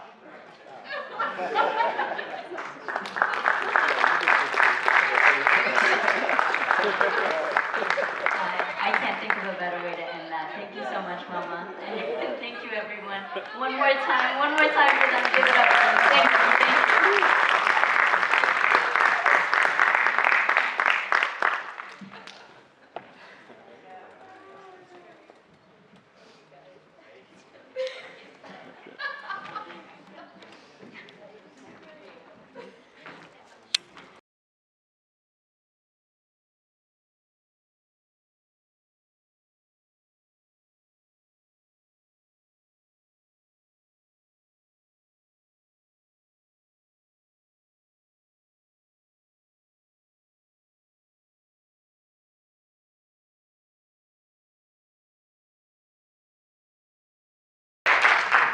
Okay, so welcome to the Q&A of Shepherd's Calling. We're here with Wubatu Shemelesh, a friend of mine, and a really great director, as you guys just saw, with Shepherd's Calling.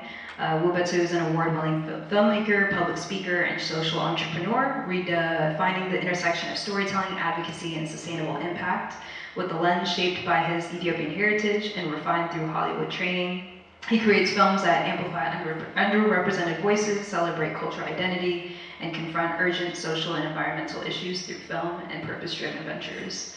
So that's just a little bit of introduction. I think we'll kind of just get into the film a bit. So at the core of the film, there's a lot of talk about belonging. I think that's kind of like the essence of what the film is about, right?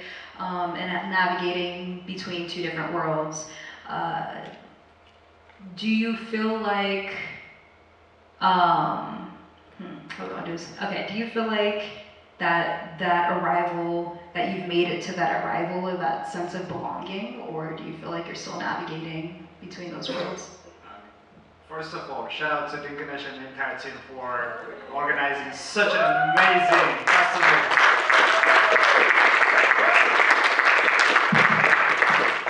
I mean, look at us. They brought the Habesha community beyond the coffee ceremony, and that's what I'm proud of.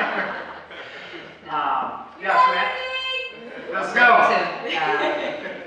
To answer the question for those, if you haven't heard it, is, have I arrived at the destinations of feeling the sense of belonging? The answer is no, because I feel like throughout making this film, as well as I search my sense of belonging for the past few decades, I'm not going to give you my age in there, it is always evolving. Like wherever, there is part of me that belongs here, part of me belongs somewhere else. And I think that is something that I'm going to continue to discover, continue to explore in terms of physical space. What is really interesting is a lot of times when we talk about sense of belonging, for some people it is that sense of not belonging in each place. Like not feeling belong in Ethiopia or in America. For me, it's actually the opposite. It is that sense of feeling belong in both places. Let me put it this way. When I'm in America, I want to be in Ethiopia, like hearing the gossips from the neighbors and running with little kids and playing out in the wood and in the mountains with the animals. And I want to be next to my grandma, getting those coffee and snacks and whatnot. And when I'm in Ethiopia, man, I'm just hot shower or Wi-Fi. So for me, I haven't reached to that sense of belonging, or like putting myself, this is where I belong. But it's always that search of missing portions of my experience in those places where I want to be in those places at the same time. I want to be in Ethiopia surrounded by the coffee ceremony, but also when I get sweaty, I want to be able to take some, hot shower, or if I didn't finish, I want to be able to hit her up like on Facebook or Instagram or TikTok nowadays, I guess. So you miss those portions of it, like a piece of each of those experiences. So for me, like I'm still exploring, and the topic of belonging in this film is not only the physical boundaries, but also when you change a neighborhood, a friend group, a work, you're trying to still find your, do I fit here? Do I belong here? And that's why I try to like display it, but in this case, kind of putting it in a broad physical barrier, being metaphorical in this symbol of we all are searching where we belong. That's beautiful. I mean, I think that's very relatable for a lot of people who, maybe weren't born in one place and had to go to another place. But I think that could be that sense. So I love that it came from that larger perspective. So I think now it's kind of apparent that, we saw you in the film and that this is your story. What made you want to tell this story now, and why in this way? Yeah, that's a great question. And first of all, those guys that you saw in the cave, those are my brothers living their own life, right? So shout out to them for making it happen, and they never seen a camera or TV before, and I told them like, I just live your life, I'm more about the camera. So they made it happen that way. For me, the idea of making this film is, yes, at the surface, it is my own journey. It is sort of autobiography. But deeper down, it's about elevating and showing the beautiful culture and landscape that we have. Because every time, a lot of times, I'm only Ethiopian in Lamentus, whether it's film festivals or I'm skiing in Colorado. And whenever I say I'm from Ethiopia, all I hear is like hunger, desert, and I'm tired of that. I want to tell our story from our perspective because that's the only way we are able to change the narrative. And to do that, I don't need to tell you word by word what this looks like. But I'm telling you and showing you through your lens, through my camera, for you to experience and take you in that journey. When you are in that mountain, the amount of mist and fog and greenery that you see does not say anything about desert. And then when you see the Salt Lake, the desert, and not far, so what I'm trying to tell in the story is, yes, there is the expository parts of the film, the narrative part of the film, but deeper down, the cultural richness that I'm trying to bring. The things that happens at a coffee ceremony. And then you don't need a cleanup, there is a chicken that's cleaned up, the pieces that are coming out of the roasted beans. And that is something that you cannot tell it in words, but express it through a visual. And I mean, one really surprising for me is like, I live in Atlanta now, next to a $10 billion building, you see a homeless guy struggling to survive, struggling to get his meal. And this village of mine that I saw, there has never been a single homeless person, ever.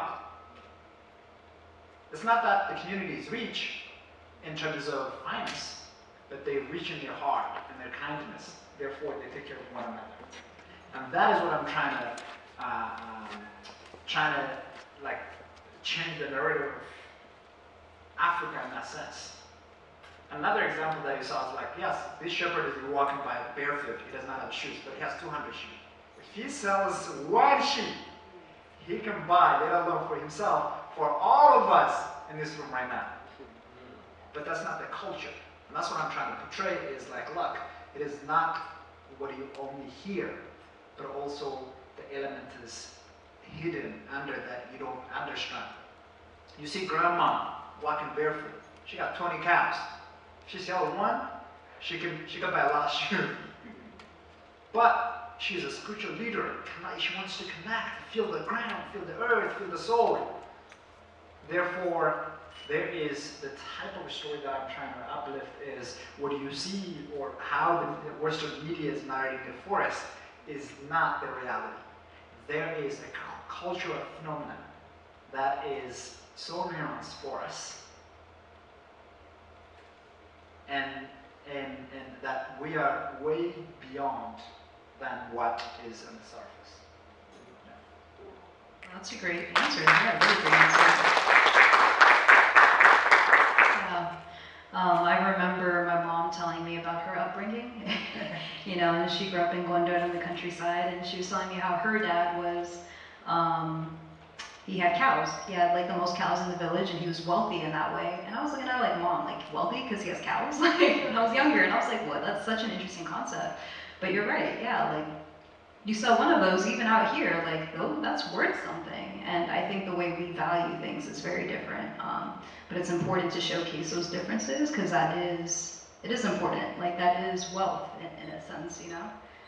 So yeah, I think it's really great that you're showing those different perspectives through this film in a way that we may not consider necessarily.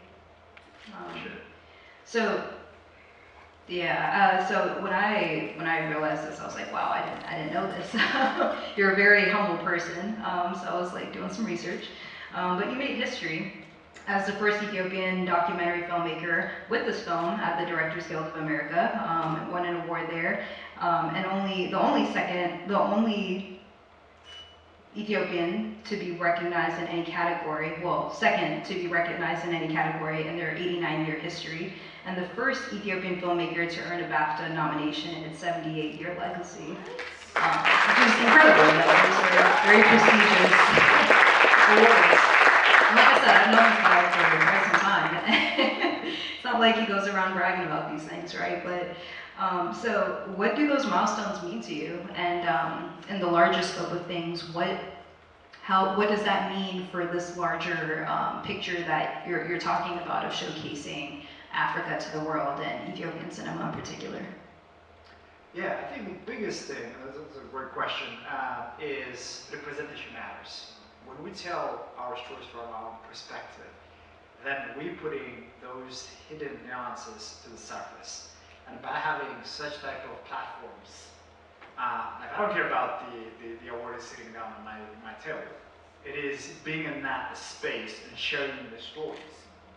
And also the fact that you are the only person in that room feels a little awkward. And you question, do I belong here? But at the same time, I'm proud and ready to represent my country, my culture, my people.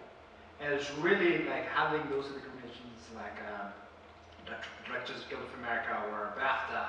These are prestige organizations that gives you a platform. And tomorrow, if I wanted to make even more films in Ethiopia, then these recognitions give you room for grants as well as credibility to be able to make more work.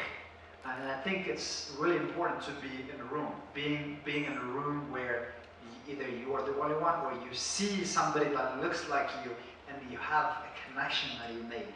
So for me, it is more of a way to get more stories out there that are told from our own perspectives, particularly from Africa. Give it up to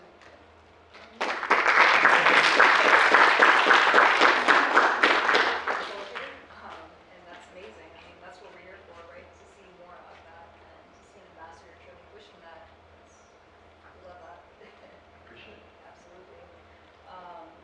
So when you first imagined the film, what did you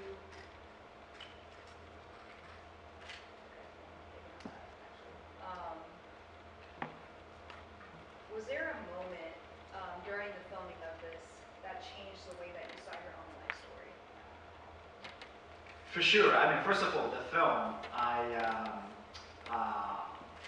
knew I wanted to tell a story somewhere at some time. And every time I go back, I didn't know what the story was going to be, but every time I go back, whether it's through my phone or my cameras, I keep collecting. So this is the footage that I've collected the past 10 years.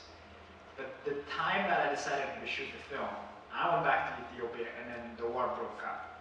And I wasn't able to go to the village and the areas that I grew up in to film it. So I had to make the film out of the footages that I had previously, and then also travel to other parts of the country in the southern, like if you saw Dorze, Hammer, all of those, And now my question was, okay, it doesn't fit in the narrative aspects of the film in terms of like, I never been in the Hammer before that. But you see those Hammer dances, like 600 people at night watching the room and dancing around that. But that idea of valuing community and creating a sense of community is throughout Ethiopia, throughout our culture. So I was like, okay, we can represent this, let's capture this. I don't know where the story is going to go. And I have just, you know, the story keep developing, and at some point I pause it. And then I get up one morning, I was like, you know what, I'm going to get into the editor room. And, you know, with two of my editors, we finished it in 3 days. That was like 3 days of editing. But I kept it like for a while, just laying over there. So sometimes, like, when it clicks to you, it clicks to you, and you make it happen. So definitely the story has evolved. The way I saw my life has evolved. The reason I'm saying that is because every time you watch this footage, there is a memory, a nostalgia that I go back and reflect upon. I remember, you know, the first time 8 of my sheep was eaten by a fox. It is still like cuts my gut. So there is that type of nostalgia that brings you because you are reflecting, going back to those levels. Yeah, no, that makes a lot of sense. No, that's great. That's great. Okay, so if your younger self were to watch this film, what do you think he would say? And just to see where you are now. Repeat that question for me. If your younger self as a shepherd would see this film and were to see where you're at right now, what do you think he would say? Yeah, I mean, I asked that question again because my younger self would not have a TV or electricity to watch this movie. So the bottom line would be no concept. That makes a lot of sense, yes. So, but we may get this information through oral stories. And over there, I think in these oral stories, and as I was mentioning in the film, my storytelling does not start with the camera or the paper. It started inside the cave. Sometimes talking to my cave mates, and if they are sleeping and snoring, I talk to my sheep. So I think just to answer the question, I would say he wouldn't have a sense of like a story like this to begin with because he's not aware of the world that exists outside of that area. Yeah, makes sense. Yeah. Okay, so what was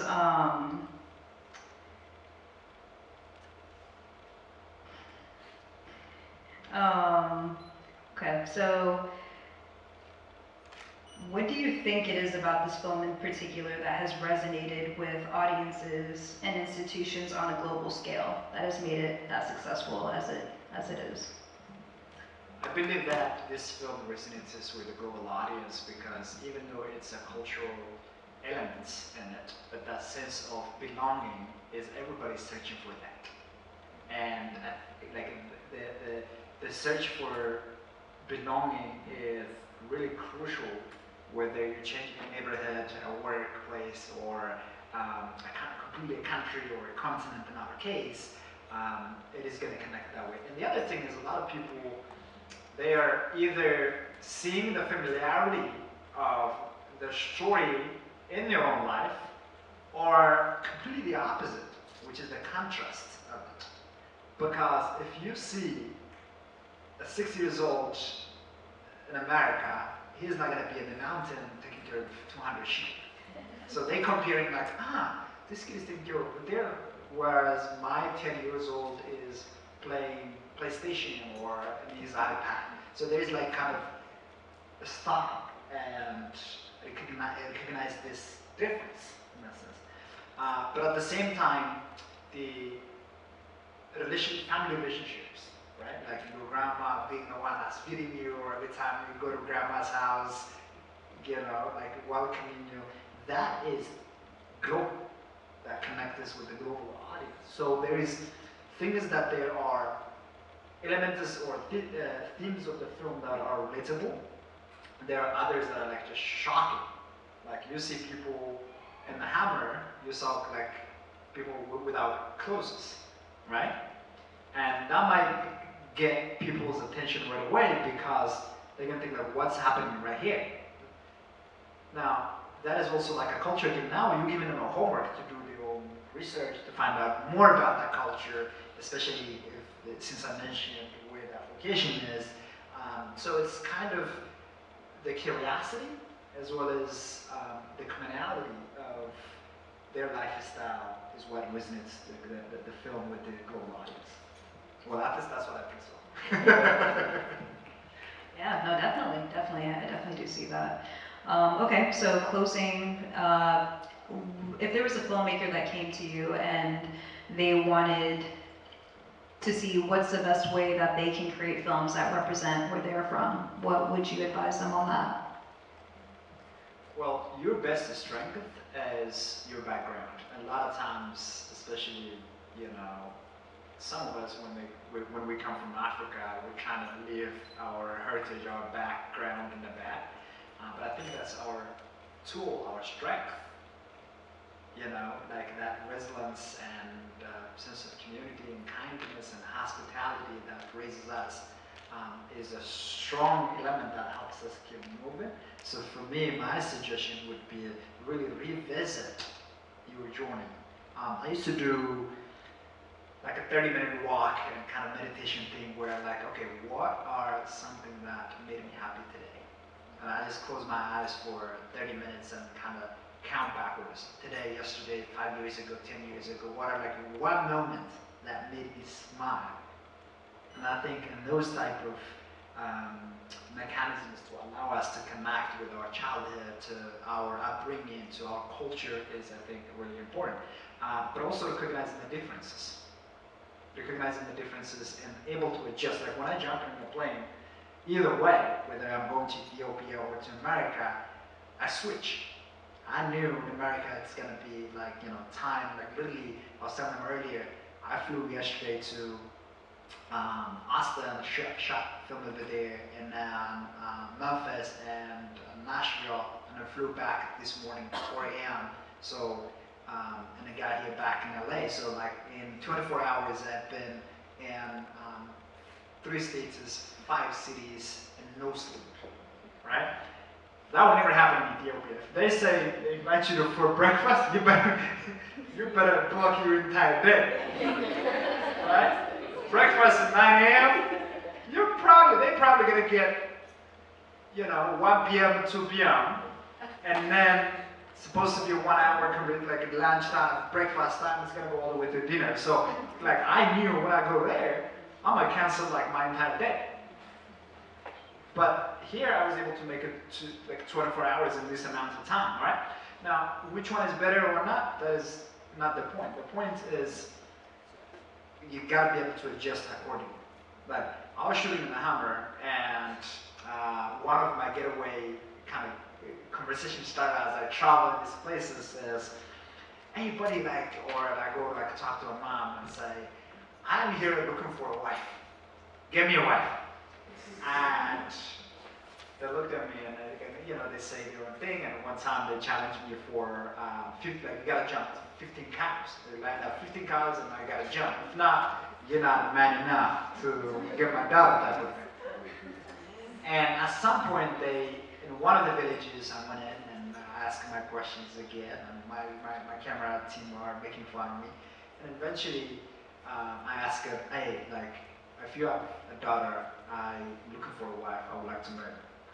And this woman said, how many cows and how many goats you have? Like, she requested for 28 cows, 28 cows and 125 goats. All right? And I was like, yeah, right? That's expensive. So ladies, keep this standard up. That's how it's done down there. So calculate that, hit that balance.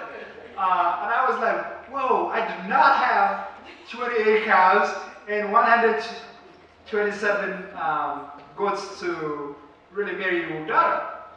But I have 4 degrees. Right?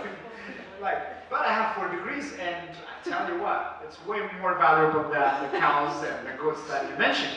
She looked at me, put her hands on my shoulder, and she was like, son, are you gonna feed your degree to your kids? So I came back without a wife. Now I'm in the process of acquiring 27 cows. If anybody are here want to marry me with that, I'm gonna bring them here up in LA. So, in all seriousness, it is really understanding that difference, but also going back to our upbringings that shaped us, because whether it's a hard time or a time that it was an easy lifestyle, it is what shaped us to be the person we are. Like, my childhood as a shepherd shaped me to be today the person I am today, because over there you have to be really resourceful, you have to figure out everything. And now when my camera like breaks, like I take my shoelace off and tie it all together, I'm ready to go. So a lot of times on set, like my coworkers are pretty impressed on that creativity, because I knew how to fix things in a handy wise and use those. So my suggestion is really, in order to keep moving forward, we need to go back and look our upbringings, because those are the ones that shaped us and make us the person we're today. Really great answer. For any of the filmmakers here that are looking to tell your stories in a very authentic way, I think that's really great advice, and take note of that. On that note, thank you, Wubatu. Thank you for giving us some insight on the film. Thank you for sharing the film with us here as a special screening at the festival. And yeah.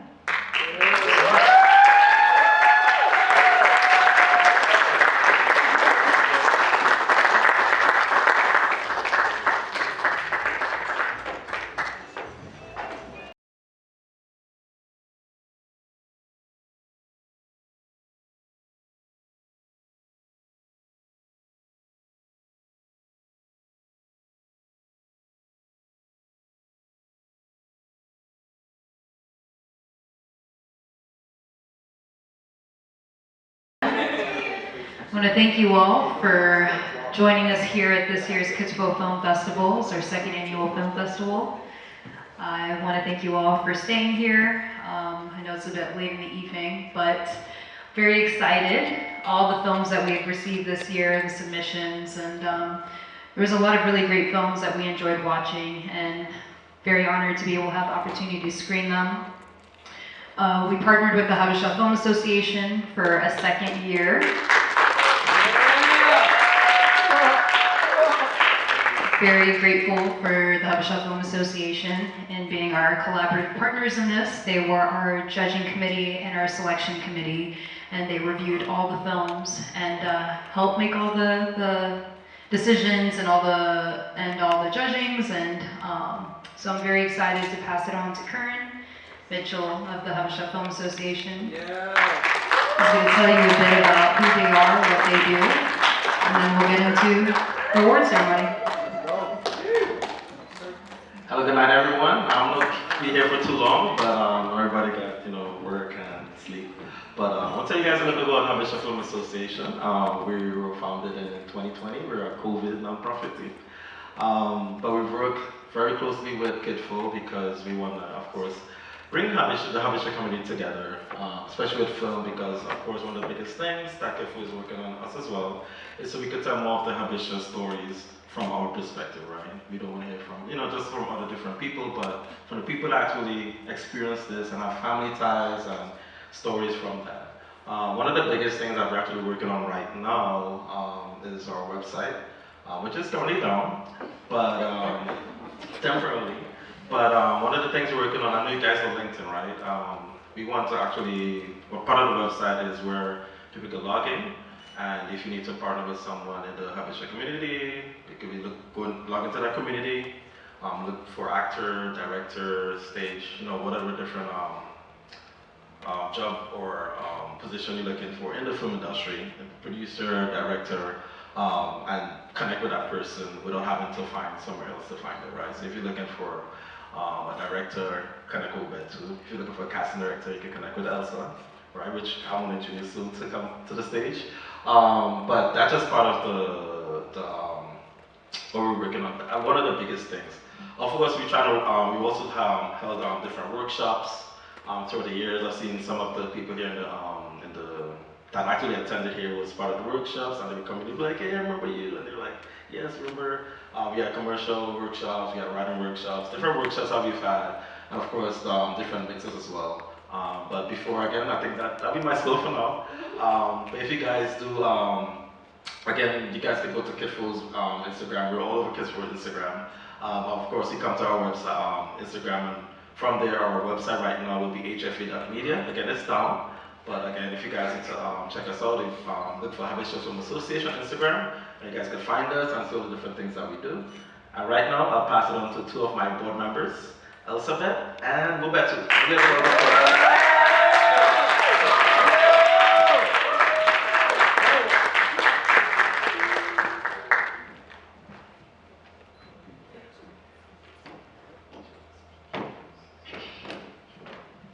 Hello everyone. Hello.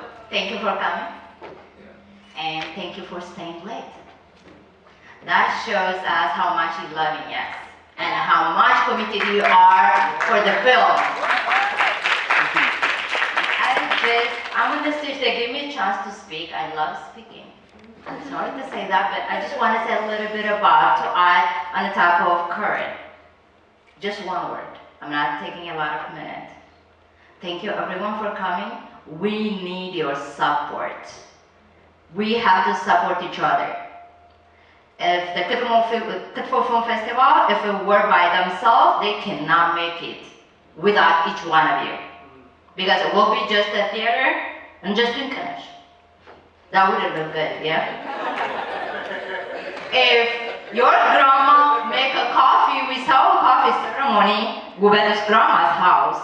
If she make a coffee by herself, drinking it by herself, that doesn't look good. Neither our film. We need your support. If you want to see Habesha story and a big screen to make your own Hollywood, we need each one of you. Thank you.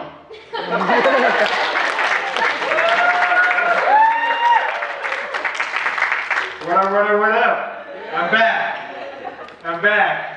And as Elizabeth said, I know it's getting a little late, so she's offering dinner, so get ready to eat. I gotta put her on the spot, right? Yeah, so this is it. We're coming to the end, right? We cannot wrap up this film festival without obviously acknowledging all the wonderful team members and Dinkanesh for bringing all of this and bringing us all here together. But also, the film festival would not be a film festival without the beautiful films that you all have been seeing for the past 3 days. And with that, we would love to recognize some of the outstanding films that we've seen that uplifted the Habesha culture to the Western audience. And a lot of times this film festival is either the filmmaker needs to be Habesha or the topic of the film needs to be Habesha related. So we'll go through who the winners are in these films. So the first film is called The Camman Ishete.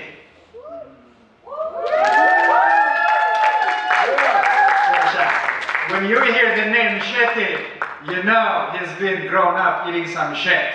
I gotta use some, so, you know, like those that doesn't speak Amharic, slip with that. So, Shete, The Camman Shete is directed by Laura. And please help me welcome Laura, who is an Academy Oscar-nominated filmmaker who brought this sport to life.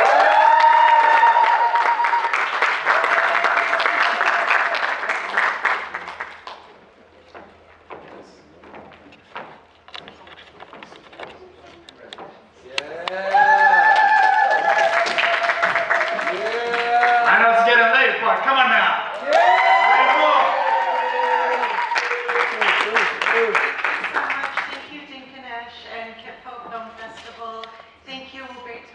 sharing your incredible story tonight as well. It was so inspiring.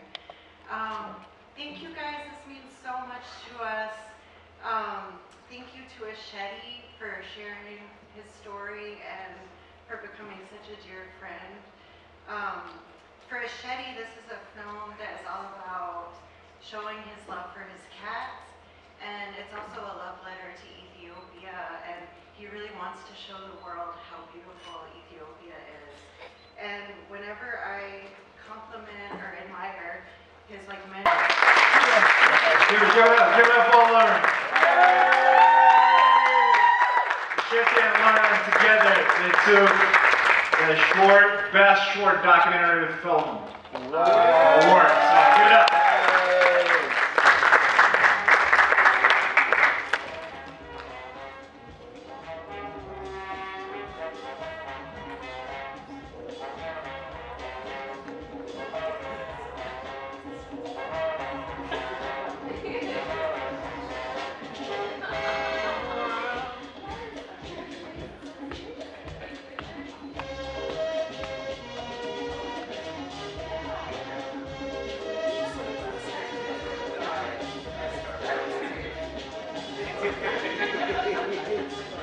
Okay. The second one. Oh. Are you guys ready? Or you want to dance a little bit? Yeah, just a little bit. I wish if I have, I know how to make this stuff, but I don't know how to sing. But, I mean, I'm okay, I can dance with this dress. Thank you. Okay. The second film, the best feature documentary film by Christopher Chumber, Fire Within. The executive producer, Leah Kapene, and the co-producers,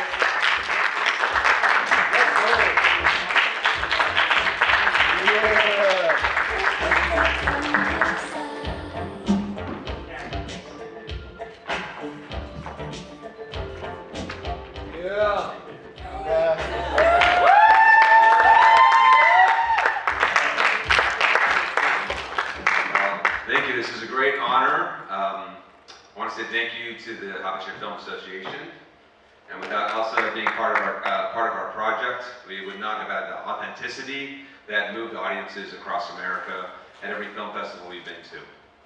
I'd like to thank the KITFO Film Festival. You are changing the landscape of Los Angeles and the film world, and I'm excited to see where everybody here goes next. And thank you to your sponsor, Wax and Gold, for supporting this amazing new endeavor for the landscape of Los Angeles and the film world. So this project started, A Fire Within started in 2017.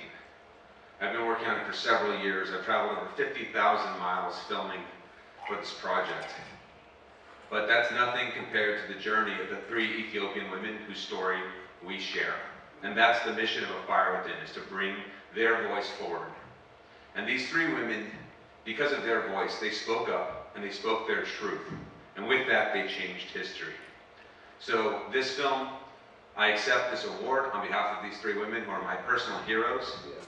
But also this film is for anyone who's a survivor of any human rights abuse and anyone who's a survivor of any kind of abuse. And we hope that you will find inspiration in the journey of the 3 Ethiopian women who are in A Fire Within. So, I'm saying Kanalu from my heart. Thank you very much.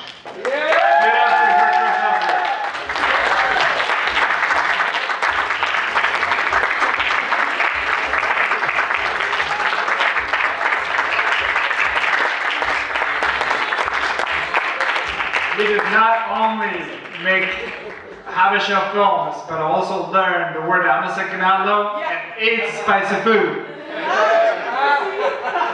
Alright, for the second category is Best Experimental Film. And the winner is Journeys by Sarah Yosef.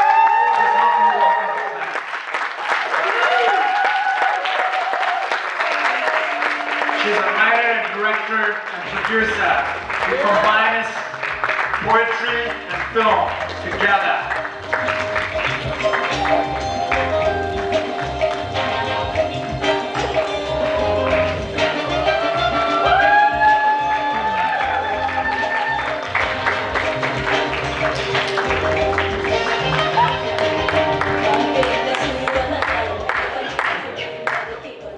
Thank you, everyone. I'm really grateful to God and the universe for conspiring to make the project happen. And for Karen for fixing this microphone. I'm grateful to my mother in general for many things, of course, but especially for being the first of the women to allow me to interview her, and for sharing her story with me and letting me retell it in my own way, as well as the other women, the other narrators who are involved in the project. I'm very grateful for them. I'm thankful to my sister Matsu, who encouraged me to make use of all the archival images I had been collecting when this was just an audio-based oral history project, who gave me space to incubate and to complete production and post-production in Addis. Lastly, I'm very thankful to my poet ancestor, Ntozake Shange, whose choreo poem concept for colored girls who considered suicide when the rainbow's enough was really the seed that sparked the concept for this docu-poem anthology. As has been said throughout the festival, there's like so much ugliness and horrifying things that are happening in this world right now, so I'm just very grateful to be able to experiment and create with, you know, the spirit of love, and yeah, thank you again.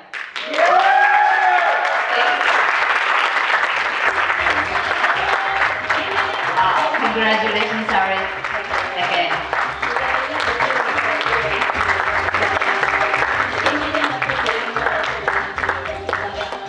And another amazing film. And it's, oh, do I have to say it or do I have to wait? Do I have like another 30, 40 minutes? No. Oh, she said no, okay, I have to say it. Because the name, it just makes me to wait a little bit. Because even the title, it says, the name is narrative short, future film, Mignot, or Two Hearts. I know that no one's presenting here, neither we don't have a video. That's what I know. But the film is about hope, and it is about like a relationship. It is a beautiful romantic relationship. And it's a wonderful thought, Grandpa. I saw a wonderful grandma earlier, and Wubetis' story, and I saw a wonderful and amazing grandpa on this story. Everyone must watch it, you will learn. Even though you don't speak the language, Amharic, but you can understand by seeing it. And let's give a clap, even though where they are, they're gonna see it.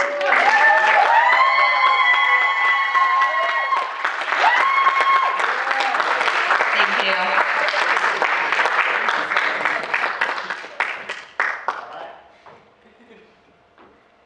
I mean, I'm still waiting to hear the award, like lifting it up, you know what I mean? Come on, Ken. That is for Mignot, y'all.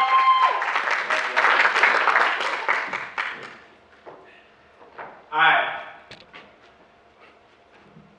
Last but not least, a film that was really connected to the story that I was telling her earlier. They were hanging out in the beautiful Harar, near to where the hyenas are and the vibrancy of the city of Harar, the city of peace.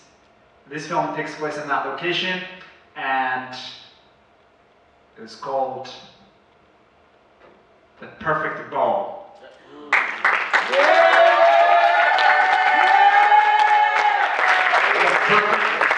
Perfect ball for a narrative short film, winning best narrative short film. I know being a filmmaker in Ethiopia is pretty challenging. Not only, you know, a lot of times they're not able to make it to the film festivals out here and hang out with us until sun is down. But also, the logistics of making film is not easy. That being said, even though they not physically be able to travel with us, they have sent us something for us to watch what they have to say about this award and KITFO Film Festival in general. So, without further ado, let's see what we got. Well, my name is Samantha Taichulu. I'm one of the writers and the producer for the Perfect. We're very happy and truly honored to receive the Best Narrative Short Award at this year's KITFO Film Festival. I'd like to say thank you for the organizers, everyone involved in this year's KITFO Film Festival edition, and also the jury for selecting our short film as the winner. We're very humble, we're truly honored for this recognition, and I would also like to say thank you for Unique and Kota Institute that supported in making of this short film, as it was created in a residency program that I created called the Stories on the Tracks program. This Stories on the Track program brought in 5 artists from different fields and to show them and to mentor them into making a short film, and this was the result, the perfect ball. And we're very happy that this short film has gone on to win the Best Narrative Short Award at KITFO Film Festival, and we're very happy that KITFO Film Festival is creating this platform to show our stories on the big screen. Thank you so much, everyone, and we're very happy again, and bye-bye. Give it up for the Perfect Ball! That's what we're talking about. Perfect Ball, perfect film, perfect film festival, and perfect audience. Give it up for yourselves. That is the end of our award ceremony. But thank you so much for everybody for coming, as well as for Dinkanesh, all the partners, and everybody from KITFO Film Festival for organizing such a beautiful event for all of us to come and celebrate our culture, our heritage, and for us all to get together here today. And I'll say it. Yeah? All right. I was gonna pass it on, but obviously I cannot be the last person to speak on this because we gotta give it to the boss. Please. But before that, I'm trying to keep you out here, y'all. I'm a mission figure, so I gotta keep you out here. We're gonna dance all night tonight. Alright? So thank you so much again, and I'm done at my end, so that would be the end of my speech today, but I'm gonna pass it to Elizabeth first, and we'll go from there. I just wanna give one more round clap for the winner.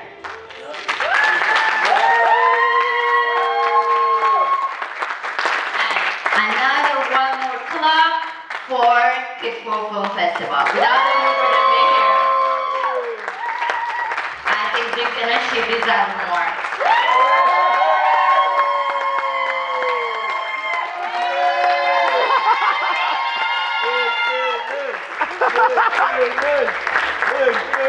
And now, for the team who's supporting us, for the audience, for your own, can you please clap for yourself? And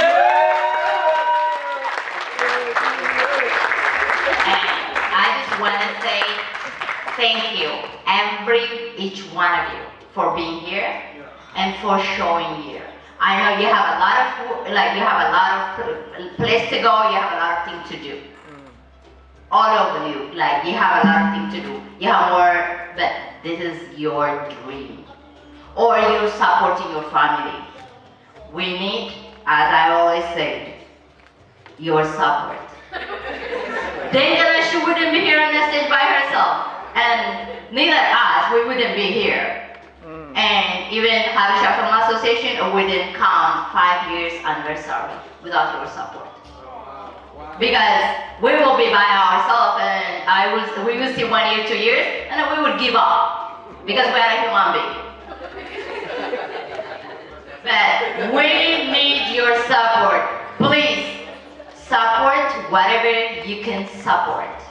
showing your face, that's the biggest opportunity. Am I lying, Dinkanash? No, I'm gonna pass it to her. If I'm lying, she's gonna tell me. No, not at all. Literally, none of this is possible without you guys showing up. So thank you for being here. It's been a long 3 days. It's been a whole weekend. It's our second festival in LA. We had one this past. We had one in Addis this past January as well, so it's our 3rd edition technically, and we're going to keep it going, but thank you for supporting, and we literally can't do it without you guys showing up. It's not a festival without you guys, and the filmmakers who trust us with their films and allowing us to be the space that they feel safe in having their film showcase, because without the films there is no film festival as well. Thank you to the Habesha Film Association for being our partners continuously and bringing your support and your efforts and all the great things. Thank you to all of our sponsors. Literally, we would not be here without their support. Value, Wax and Gold, NA Films, Brundo Spices, Habesha Networks, Habesha Film Association, Flavors from Afar, and Destination Blue Ethiopia. It's possible with all of their support as well. Thank you to the team. Our team held it down. I know I get a lot of the spotlight, quite literally, but none of this is possible without the team. So thank you to the KITFO team, Salam, Duredi, Ida, the KITFO Film Festival team, my Kult Festival director, Fanai, Anza, Falkidan, all of our volunteers. I mean, it really takes a team effort, and I really appreciate you guys holding it down with me. It really means a lot. And yeah, we're gonna keep it coming, so more festivals to come. Follow us on Instagram if you don't already. And yeah, just stay tuned. And also KITFO TV, the streaming platform's coming next year, so stay tuned, join the wait list on our website. And yeah, thank you for coming.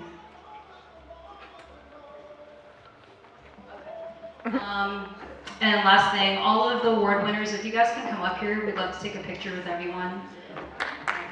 Thank you again. Thank you so much for coming to the second annual KITFO Film Festival in LA. Have a beautiful evening.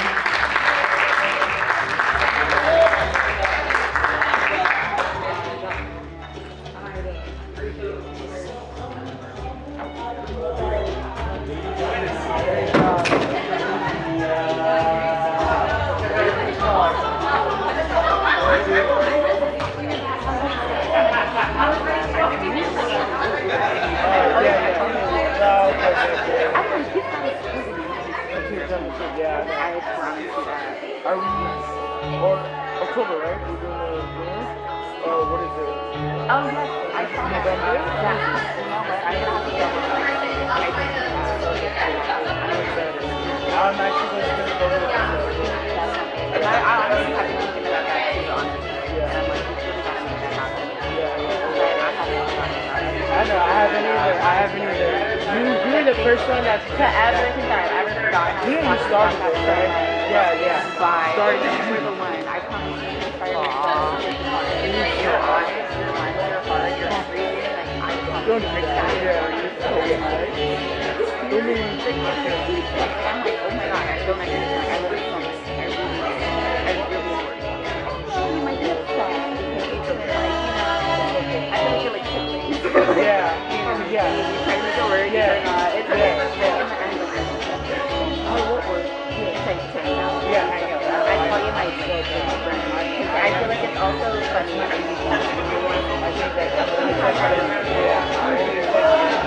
KITFO team, can you guys come up here? All of you guys, can you guys come up here? Arky, Mitch, everybody left with the song. The volunteers, tonight, come on. Everybody. Everybody, please. We really gotta hang out. We're gonna talk more in depth also. Yes.